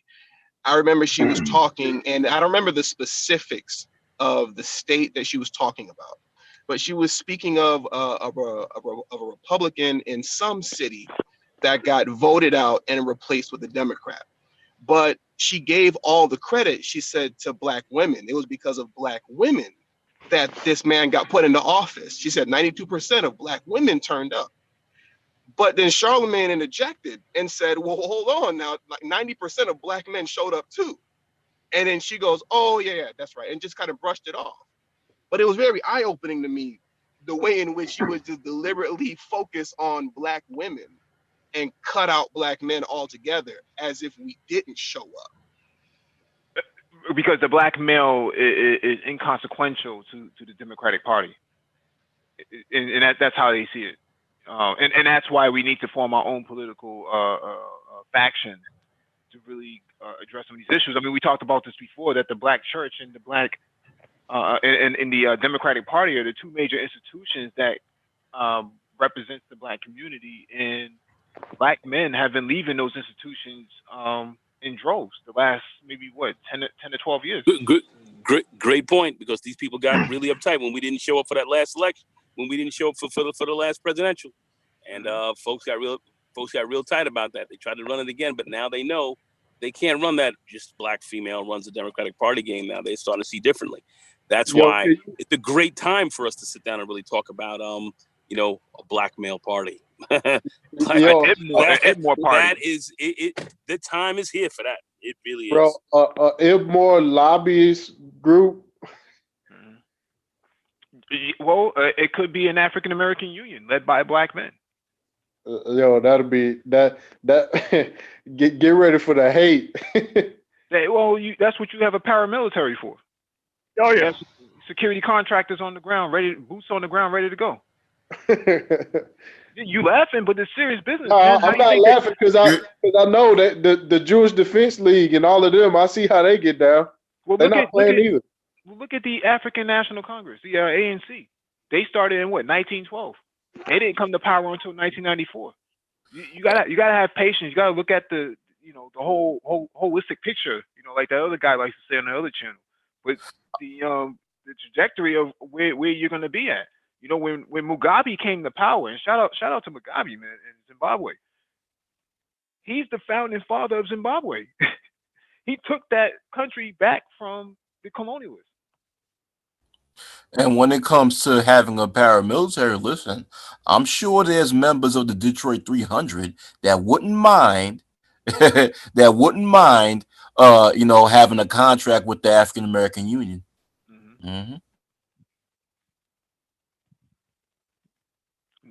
I mean, you got to increase your numbers. So bringing in as many black men as possible and putting them on game, and creating your own politicians is going to be the way to go. I mean, that's how the African Union works. I mean, not the African Union, the African National Congress works. If you look at how they're structured, they're a party within the state. It's the government itself,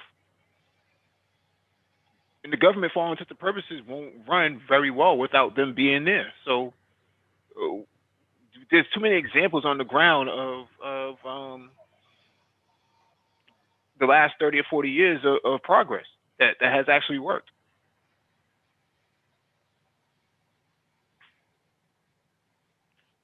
DE Raptor, shalom. Shalom, everybody.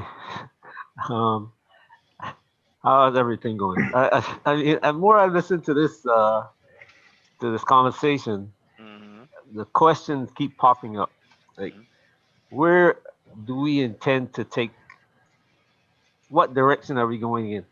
Because it looks like we're going around in circles.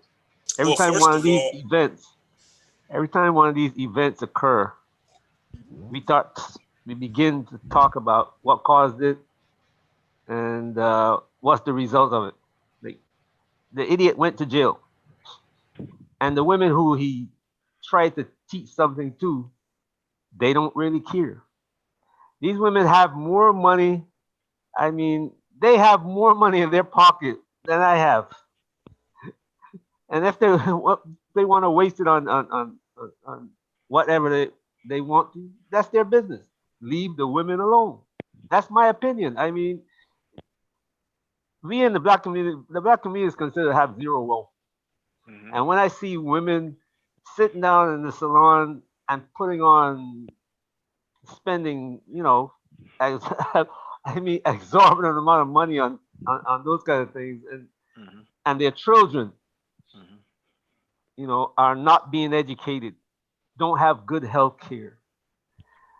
It just shows me the mentality, and we we are trying to change that, and it's not changing. We are talking about it, talking about it, talking about it, going around in circles, and they are telling us that we're just be a good black man and support us. Mm-hmm. Hell no, I want to see you removed. You understand? Oh I'm man. serious. I want to see you removed. Put all of you on the south side and drop a fat boy on It's crazy, man. D, man, you gonna get this channel flagged, man. For the Yo, record, that was not Man of Tomorrow. yo, Not Man of Tomorrow. yo. A You know Babel what? bomb. I'm optimistic about the future, though. I think that black people throughout the diaspora are going to do exceedingly well with the technologies and things that's going on. But it's the other side. It's going to be just as much on the other side. Mm. You can't fight somebody who's if my kids Mm-hmm. um if my kids, if I give them instructions and they refuse to follow the instruction, what am I supposed to do with them? Let them go. Let them go, and they will learn the lesson.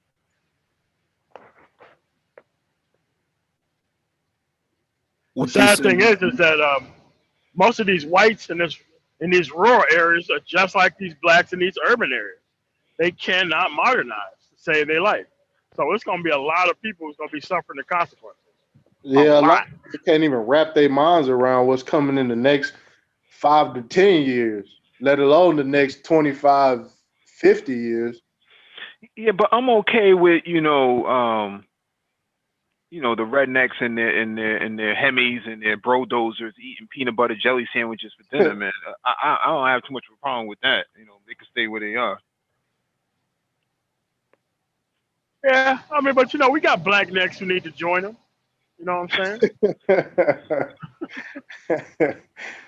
Bro, nah, nah, I feel real confident about, thanks to this channel, for the most part, seeing what's going on in Africa. And man, I ain't even gonna front. I had no idea they would get down like that.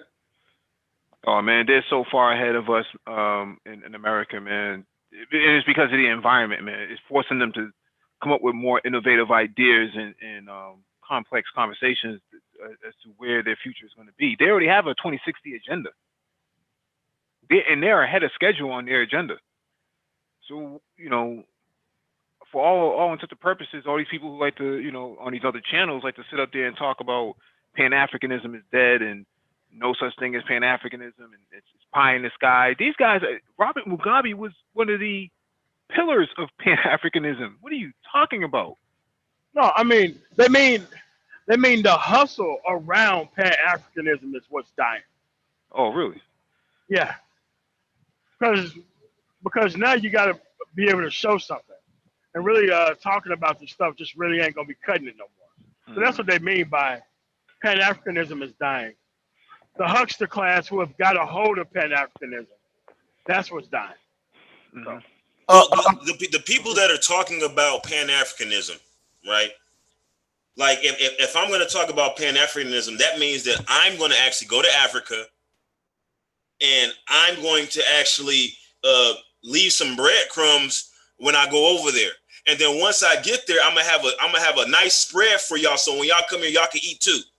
But see, that's not what they're doing. They're talking Pan Africanism, but then what they're doing is they're hoping their followers fund their exploits in Africa. Now, how is that Pan Africanism when you got people on sending you super chats and PayPal and everything else?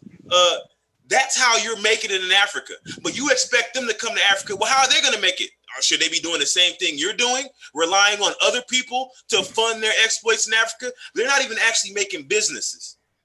They're not doing anything to actually make a sustainable solution for people that want to relocate to Africa. It doesn't make any sense. I can tell you why, because they don't want to work around these people either. They know that if they tried to build anything, that these reptiles will burn it to the ground the moment they put the first nail in the ground. So they're kind of at like this holding state to where they have to have these emotional-based conversations and promise other people's futures to the people who are listening, while simultaneously taking money from those people and not even providing them the product that they think they're asking for. I mean, the whole thing is a wash. This whole sense of community, it's first of all, you haven't defined the community. So first you got to define it so we find out who's excluded, because you have too many people with their hands in the pot and haven't put anything into it. And so we're supposed to, people who are actually productive are supposed to pull the weight of everybody else who's not doing what they're supposed to be doing. And see, this is what you're talking about. Like that's the reason why they understand. This is the reason why they're embracing Pan-Africanism so tough, because they're beginning to realize that you're kind of powerless to really do something for a community as a whole here. So they're looking to actually change the environment, actually switch environments as opposed to change the environment that they're already at. Well, as things are appearing to get a little more industrialized in the continent of Africa, I believe by way of China and them doing business with them, do any of you brothers, do you foresee within the next, I'll just say 2 decades, some sort of a mass exodus of brothers here in the States going back to Africa, kind of once that bridge has been a little more defined and laid out? I think that's already happening. I think it's already happening. It's just a matter of the problem with Africa as the continent as a whole is they don't have enough major airports, international airports. So everything's very expensive just to get over there. Once the international airports get up and going by 2022, because they're already working on them now. I think Nigeria was recently supposed to be building their another airport. I know Ghana was working or already built their newest airport. So the problem is there's not enough international airports and public transportation to move people around in the ways that they need to. So everything's very expensive for right now. But once 2022 comes around, all that stuff will start to come very cheap. In the same way you fly to the UK, it will probably be the same price to go fly to the continent. Well, Mike, from what my observation, it's not the airport or the airport capacity is a problem, because what I have seen is that, take for instance Ethiopia, they have more flights going to China, Southeast Asia. Yep. They go all the way to the Philippines, man. Ethiopia Airlines. Yep. You got Tanzania now. They just bought a bunch of airplanes, and they got one flight coming to New York, but all the rest is going to Asia. What we have is the problem with the European carriers that are charging so much for a flight from the US, not from Europe. You can go get Europe and fly from England down to to Gambia, Ghana, 150 pounds, 200 pounds. Mm-hmm. Flying out of the U.S. is going to cost you over $1,000. So that's one of the problems that we have. And until the African nations start building their own transport system, it's going to continue to happen. They don't want people going from black people going from especially U.S. and Brazil going down to Africa. Yeah. Yeah, I was under the impression that it was definitely airports, but you may be very well correct in your correction of me. So I would also say that the financial vehicles on the continent aren't up to snuff as they are in the United States. So they need financial vehicles where black people can park their money and actually not have to worry about things corruption. going through corruption, man. So that's a big issue for them. I know Paul Kagame has talked about this last year that before he left the African Union as the head of the African Union and turned it over to Sisi, he talked about corruption on the continent and how to fix it, and that there should be some more consequences for those African leaders who were involved in corruption. Yeah, that part of it, that you're dead on that part. If you want to transfer money to Africa, you gotta watch it very carefully. You got to be there with your money. You can't just send money to open a bank account. Some places you can't open a bank account, and right. that's one of the biggest problems that, say, you are England or U.S. or you're a black person and you want to come into Africa, country in Africa, transfer money in there. Sometimes the rules are so, and one of the problems they have is that the U.S. made it so.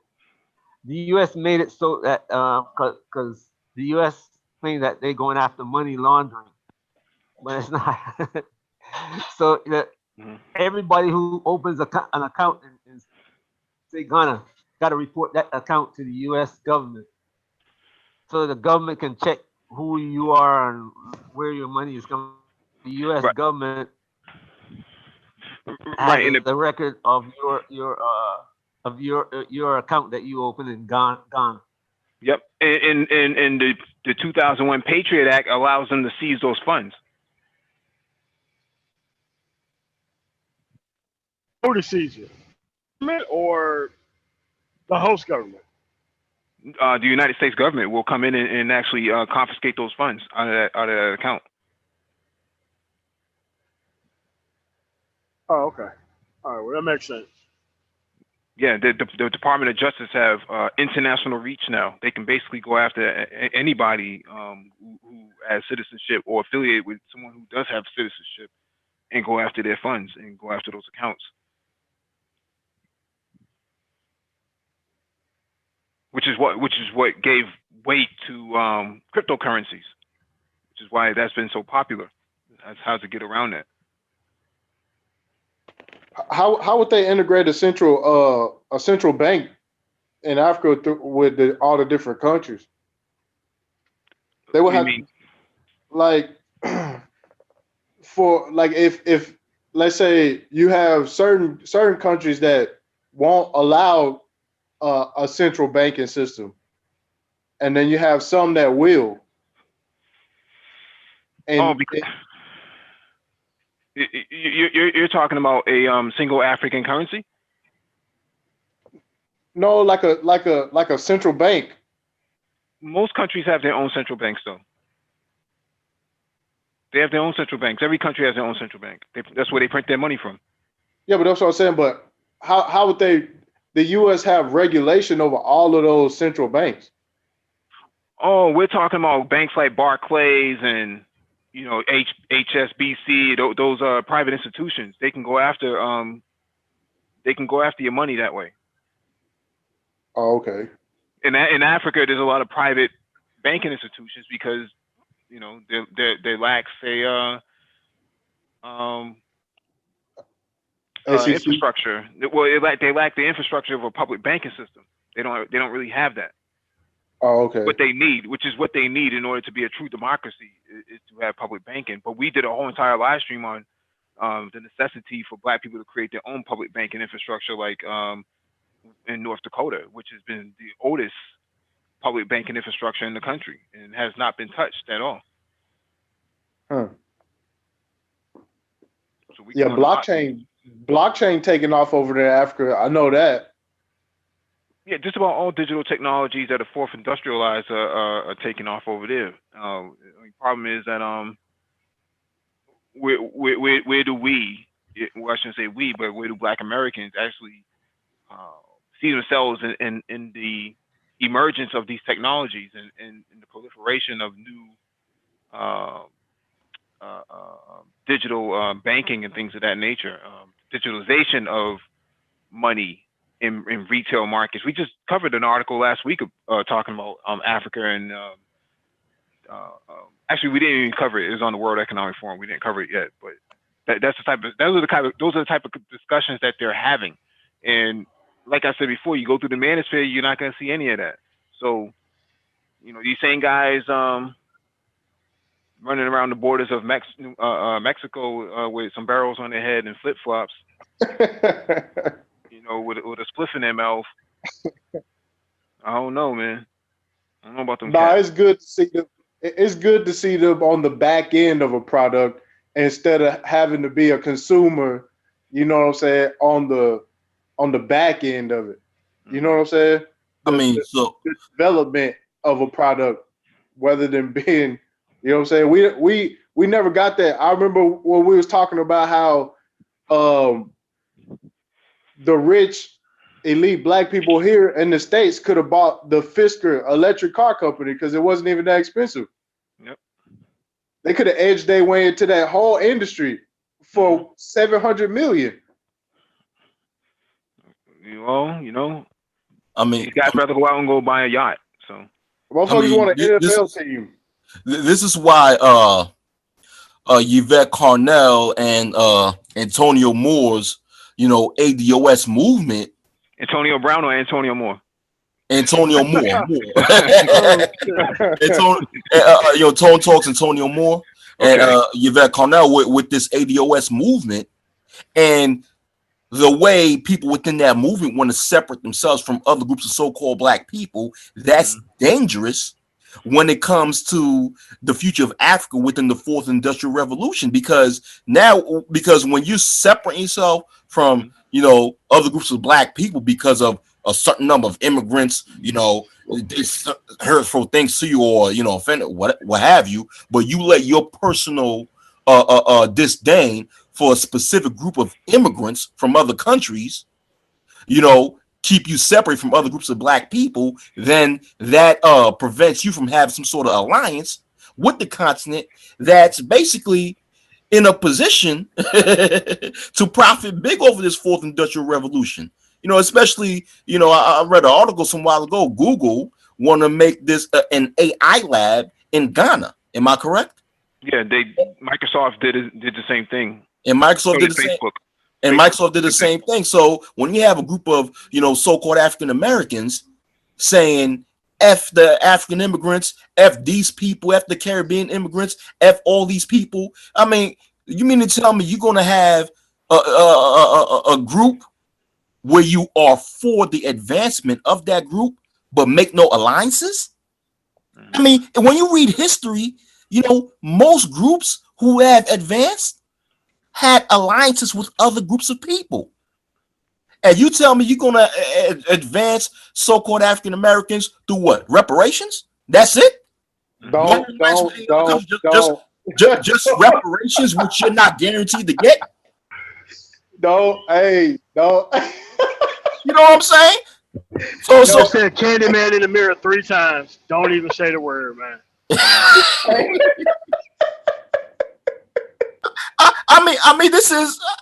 I just don't see the logic in that. The thing is, if you want to have an ADOS movement, fine. Well, you got to have alliances.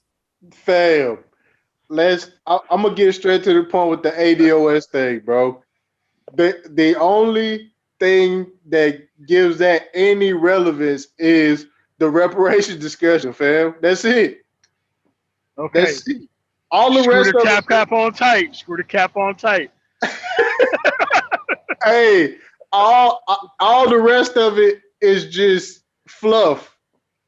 I'm sorry, dog. It is what it is. Yeah, I don't want to spend too much time bashing the hashtag because I still think that there is some merit to some people within the movement, but you know, based on the people that we're talking about tonight, there is no merit with those people, right? And I try to separate those people from the hashtag now because um,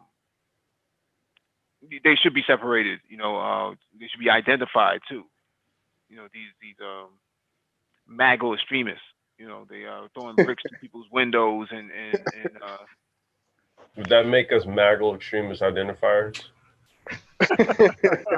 identified. I think that might be a term. Right. Identified, yeah. Right?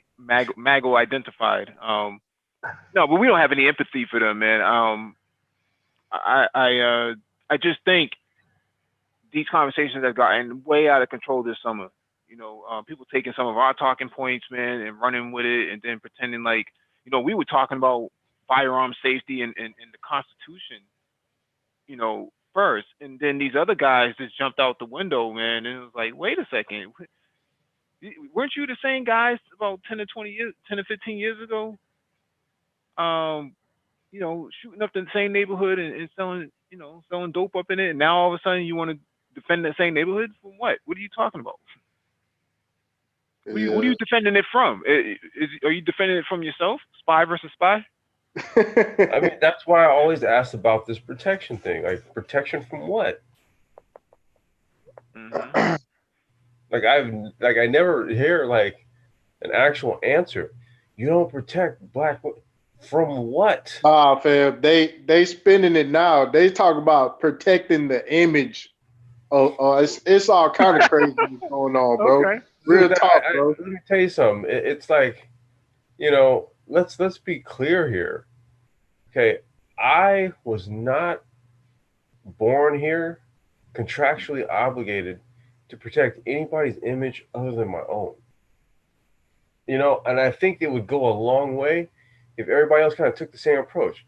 Protect your own goddamn image. You control your behavior.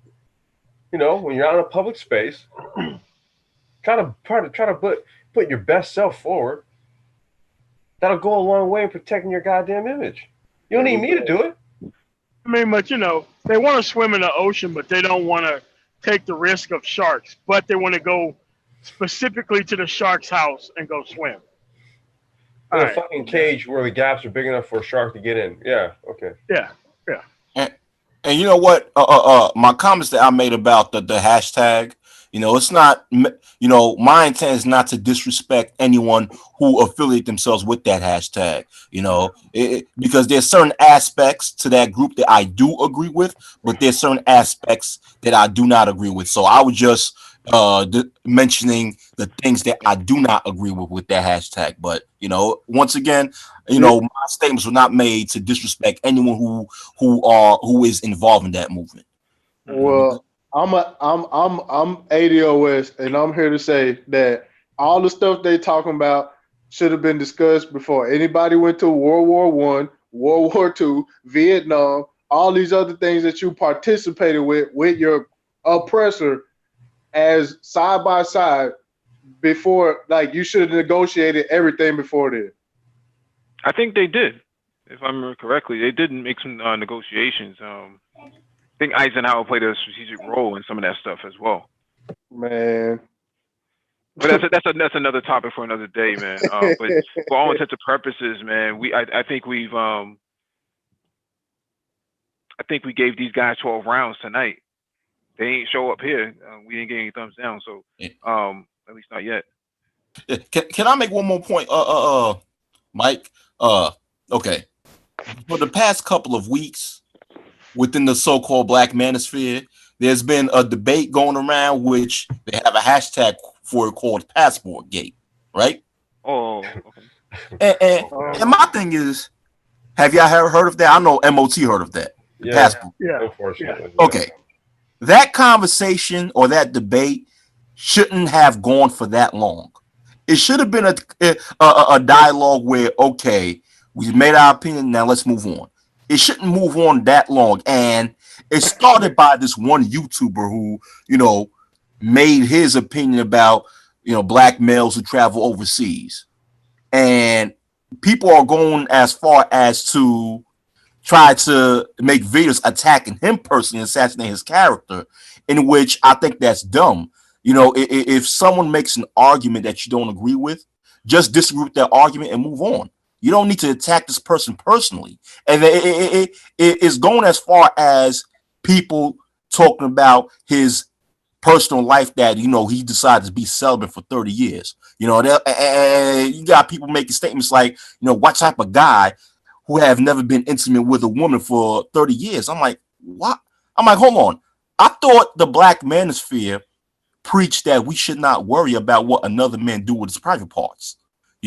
Stop penis policing. Now we are penis policing. I mean, if a person decides to be celibate for whatever semi years, that's their prerogative. Not only that, but that has nothing to do with the argument. You know what I'm saying? Debate the argument and move on. But like I said before, this whole passport gate argument, I've made my opinions about it on other hangouts, but once again, my thing is that dialogue shouldn't have gone for this long. Well, not only it should have not have gone for this long, it shouldn't have been a thing. It's fucking travel. I mean, like, is this some sort of new concept or something? Yes. A lot of people have been like migrating and getting on boats and going places and shit. Then getting on airplanes, taking trains, riding cars and buses, all kind of shit. I mean, well, I don't like, dude, what the entire fuck? Like, seriously, it's travel, goddammit. Like, what is so abstract in the concept? I don't get it. Well, why is there? What's the reason why there is a passport gate? I can tell you. Passport gang. Why? Yeah, I mean, I can tell you. But here's the problem. You got people who are stuck here, who are landlocked here, who don't want other people to experience freedom. Okay? The same people would tell you that you are not to try to police who a woman dates, and then they try to turn around and try to police where you go for fun. So I don't care. I mean, what about passport gate? I just really don't even care at this point. Look, here's the thing, MOT. You know me, I'm a motorsport guy. Okay. Yeah. I have a bucket list, right? My whole, my whole life's thing. I want to go and visit all of the iconic tracks out in Europe and all this stuff, and I want to drive on all of them. Guess what that's going to require me to do? Travel, right? You mean to fucking tell me that this is? Let me stop. What does the daggle get out of that? Right. What does the daggle get out of that complex? Huh? Wait, what'd you say?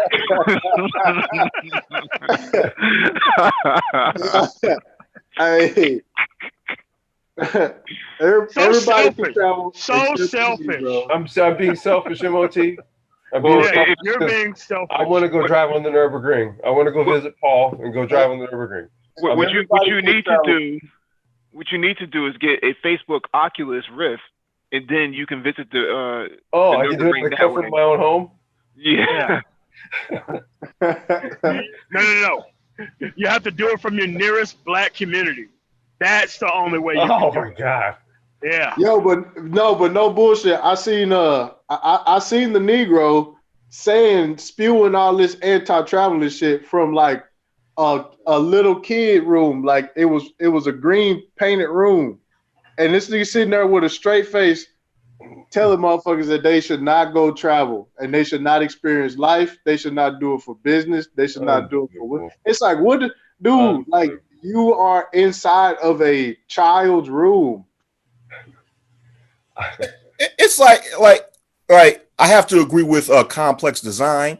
I'm wondering what is so abstract about traveling. I mean, I mean, to me, because I've been traveling to different parts of the country or different parts of the world since I was a child, being that I have family members that live in so many different places. I've been so used to traveling. So to me, traveling is like, it's just as normal as getting up in the morning and eating breakfast. You know what I'm saying? There's nothing abstract or big about it, and there's nothing sinful about traveling. What's wrong with that? We live in this in the law. Earth is very large. Okay, we live in a huge. It's not flat. Wait. It's not flat. Whoa. Nah, it's a pretzel. No, it's a pretzel. It's not flat. It's a pretzel. Okay? Spoiler alert. It's so large. We live in a vast planet, and you mean to tell me in a planet this vast and this large, we should not go out explore? Are you kidding me? Okay. Wacky world, bro. You gotta understand that travel, expands your knowledge to a degree that people are afraid of you when you travel. I'm serious. You begin to see the world differently to the way you've been told all your life. From the time you were a baby, you've been brainwashed to see the world in a certain way. When you begin to travel, it changes. And when the people who are around you, when they realize that you are stepping out of their world, they get scared. Of what? What is this to be scared of? Your independence. You see happiness without them, and that's what makes them scared. And you should always care about what they think. Even if you have fun, you better tell the daggle about it. You better get that happiness cleared. Otherwise, it's not going to be true happiness if they don't verify for you. Yeah, that's all it's about, man. It's dudes hating on other dudes for having a higher level of freedom, though. That's that when it come down to it. I know. That's exactly what it is. Most of the dudes complaining, they with the wife. They got the kids, they got all that stuff, and they didn't do none of this stuff before they did that. So they see somebody traveling at will, and it's like they just can only imagine that. They can't. Well, you know what? Never mind, dude. I got nothing. Well, there was a movie back in the day called How Stella Got Her Groove Back. And if I remember correctly, sisters were flying over bodies of water to go get the Yamin. Yeah, I mean. Yeah. So nobody had a problem with that, though. Nobody has a problem with some of these chicks going to Dubai and letting these Arab men do all types of things to them, right? No passport gate for them, though. So nobody gives a shit. I mean, it's one-sided. You see, you don't have the same rights as a woman do. See, that's the problem. Go ahead. I'm sorry. Yeah. These people are protecting the self-esteem of the people who are being left behind when you go have fun other places. That's what the conversation is about. It's no harder than that. Here in New York, you have a whole lot of so-called black females who travel to the Dominican Republic to, enjoy their little vacation while getting their cosmetic surgery, getting, the fake behinds and, the breast implants, because over there you could get like cheap cosmetic surgery for like maybe, $5,000 or maybe $4,000 over there, so these so-called black females, they can travel, have all sorts of ridiculous sex overseas and have a fake butt, but get no critique. But when brothers do it, now we're sexual predators. Excuse my language, but what type of dog shit is this?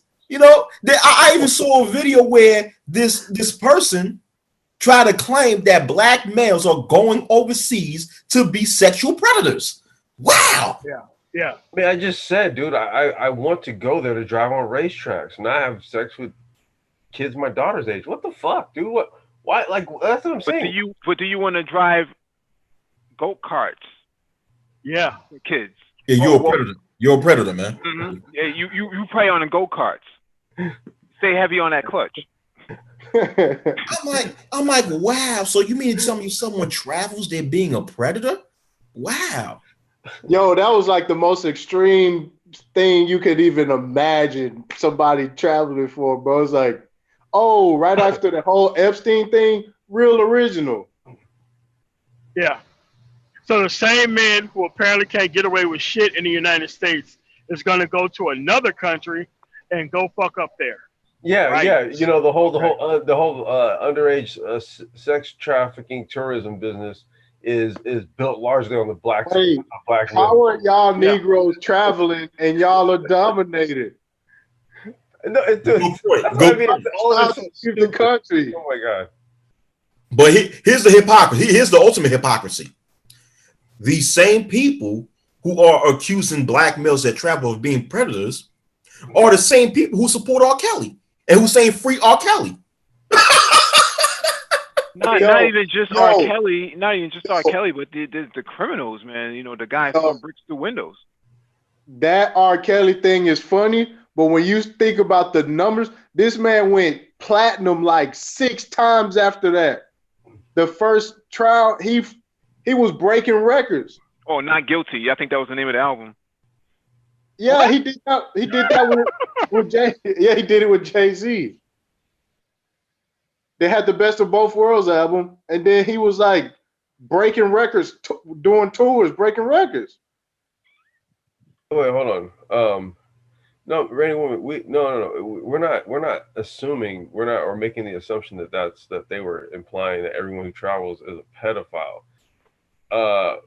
What we're kind of taking jabs at here is the notion of being anti-travel just from a fundamental standpoint, right? Doesn't have to be a particular reason, right? Like because of you know, people who go to places to have sex with children apparently or something. You know, I know that there's a you know, there's a whole underground for that, yes. However, you know, people travel to different places on a daily basis. I don't know how many airplane flights there are, international, you know, domestic, going to different places and all that. This is like a natural function of the world. Like, this is just something that happens. Our packages travel. You order something from Amazon, it goes from point A to point B. I go from point A to point B every time I leave my house and I go to work.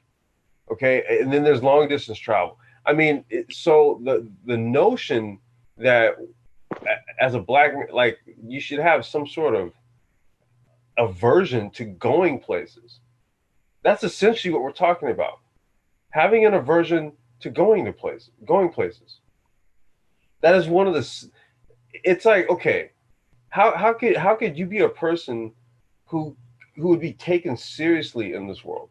Like, if we talk about, well, black men being dominated, okay, well, one way that would show that you're not up for being dominated is if you're willing to go abroad to get some shit done. You see, that's actually your willingness to actually go to another place,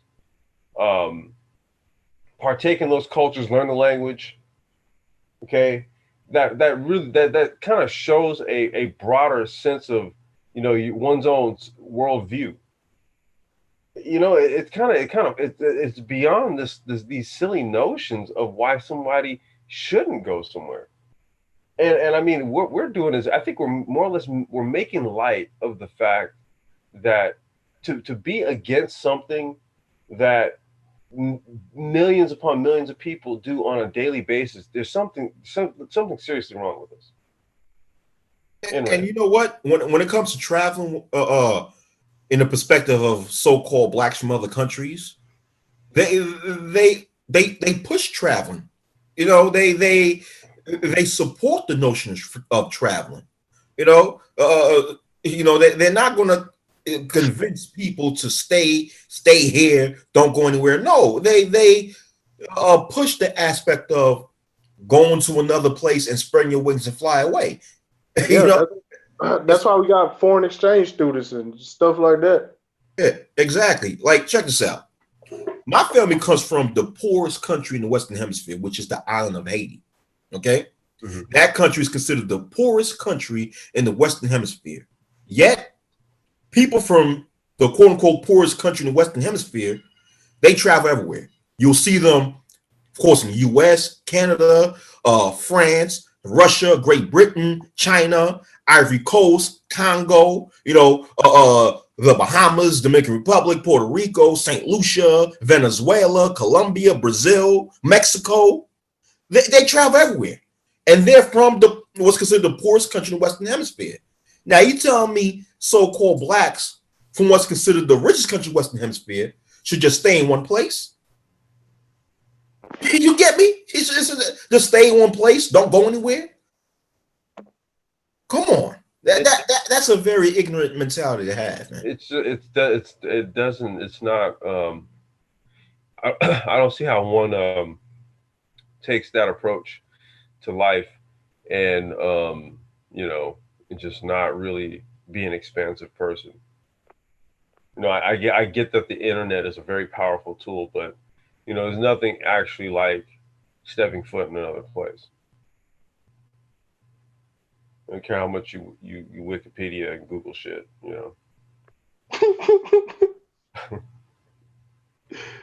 Yo, I don't know, man. I just started hearing this whole dominated thing, bro. Well, this is how they get down. That's the extent of their intellectual capacity. So and why would you expect something from people who are dominated anyway? Right. I was just about to say that, MOT. So you know what? The next time these females ask, why don't you black males quote unquote protect us? Just tell them we're dominated. Remember? We already out. I'm dominated. We're busy being dominated. I mean, my hands are full right now, miss. Can't you see I'm being dominated? Too busy getting my ass whooped. Look at me to help you. I just got gut punched. Yo, I mean, no, they have to answer the question, dude. You got to be more specific. Protection from what? The boogeyman? What is it that you need protection from? That's really always been my point of contention with all that, the protection thing, right? It's like, from what exactly? No, I mean, but see, it's a certain type of protection. Because see, a la carte protection without respect is servitude. That's what they want out of black men.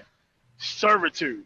Just like that Tyrone Muhammad who did that incredibly stupid thing to make some people happy, even though he got no respect out of it at the end of the day. Dude, he a legend, bro. I don't know what you're talking about, bro. He a legend already, man. What, throwing the bricks through the windows? Yeah. Oh, okay. Yeah. Yeah, Brick Man. Brick Man. Call him Super Mario Brother. Yo. Somebody should make like a movie skit out of that. Maybe like one of the Wayans brothers, if they're going to do like the next scary movie or some skit like that, and make the skit with that idiot throwing a brick through the window, and next day come back and see all the black females. Well, he would make a great rapper too, man. He can just talk about how many keys he flipped, how many bricks he moved. Yeah. Literally, how many bricks? All right, man. We got to get up out of here, man. Thank you all for joining us, man. Hit that like button if you have not already done so. Hit that notification bell so you get all the updates from the Black Brain Trust, as well as those posted on the community tab. Follow Kendra D at youtube.com/The Crimson Cure. Follow MOT, youtube.com/Man of Tomorrow. And follow Super Triz, youtube.com/Super Triz. Peace.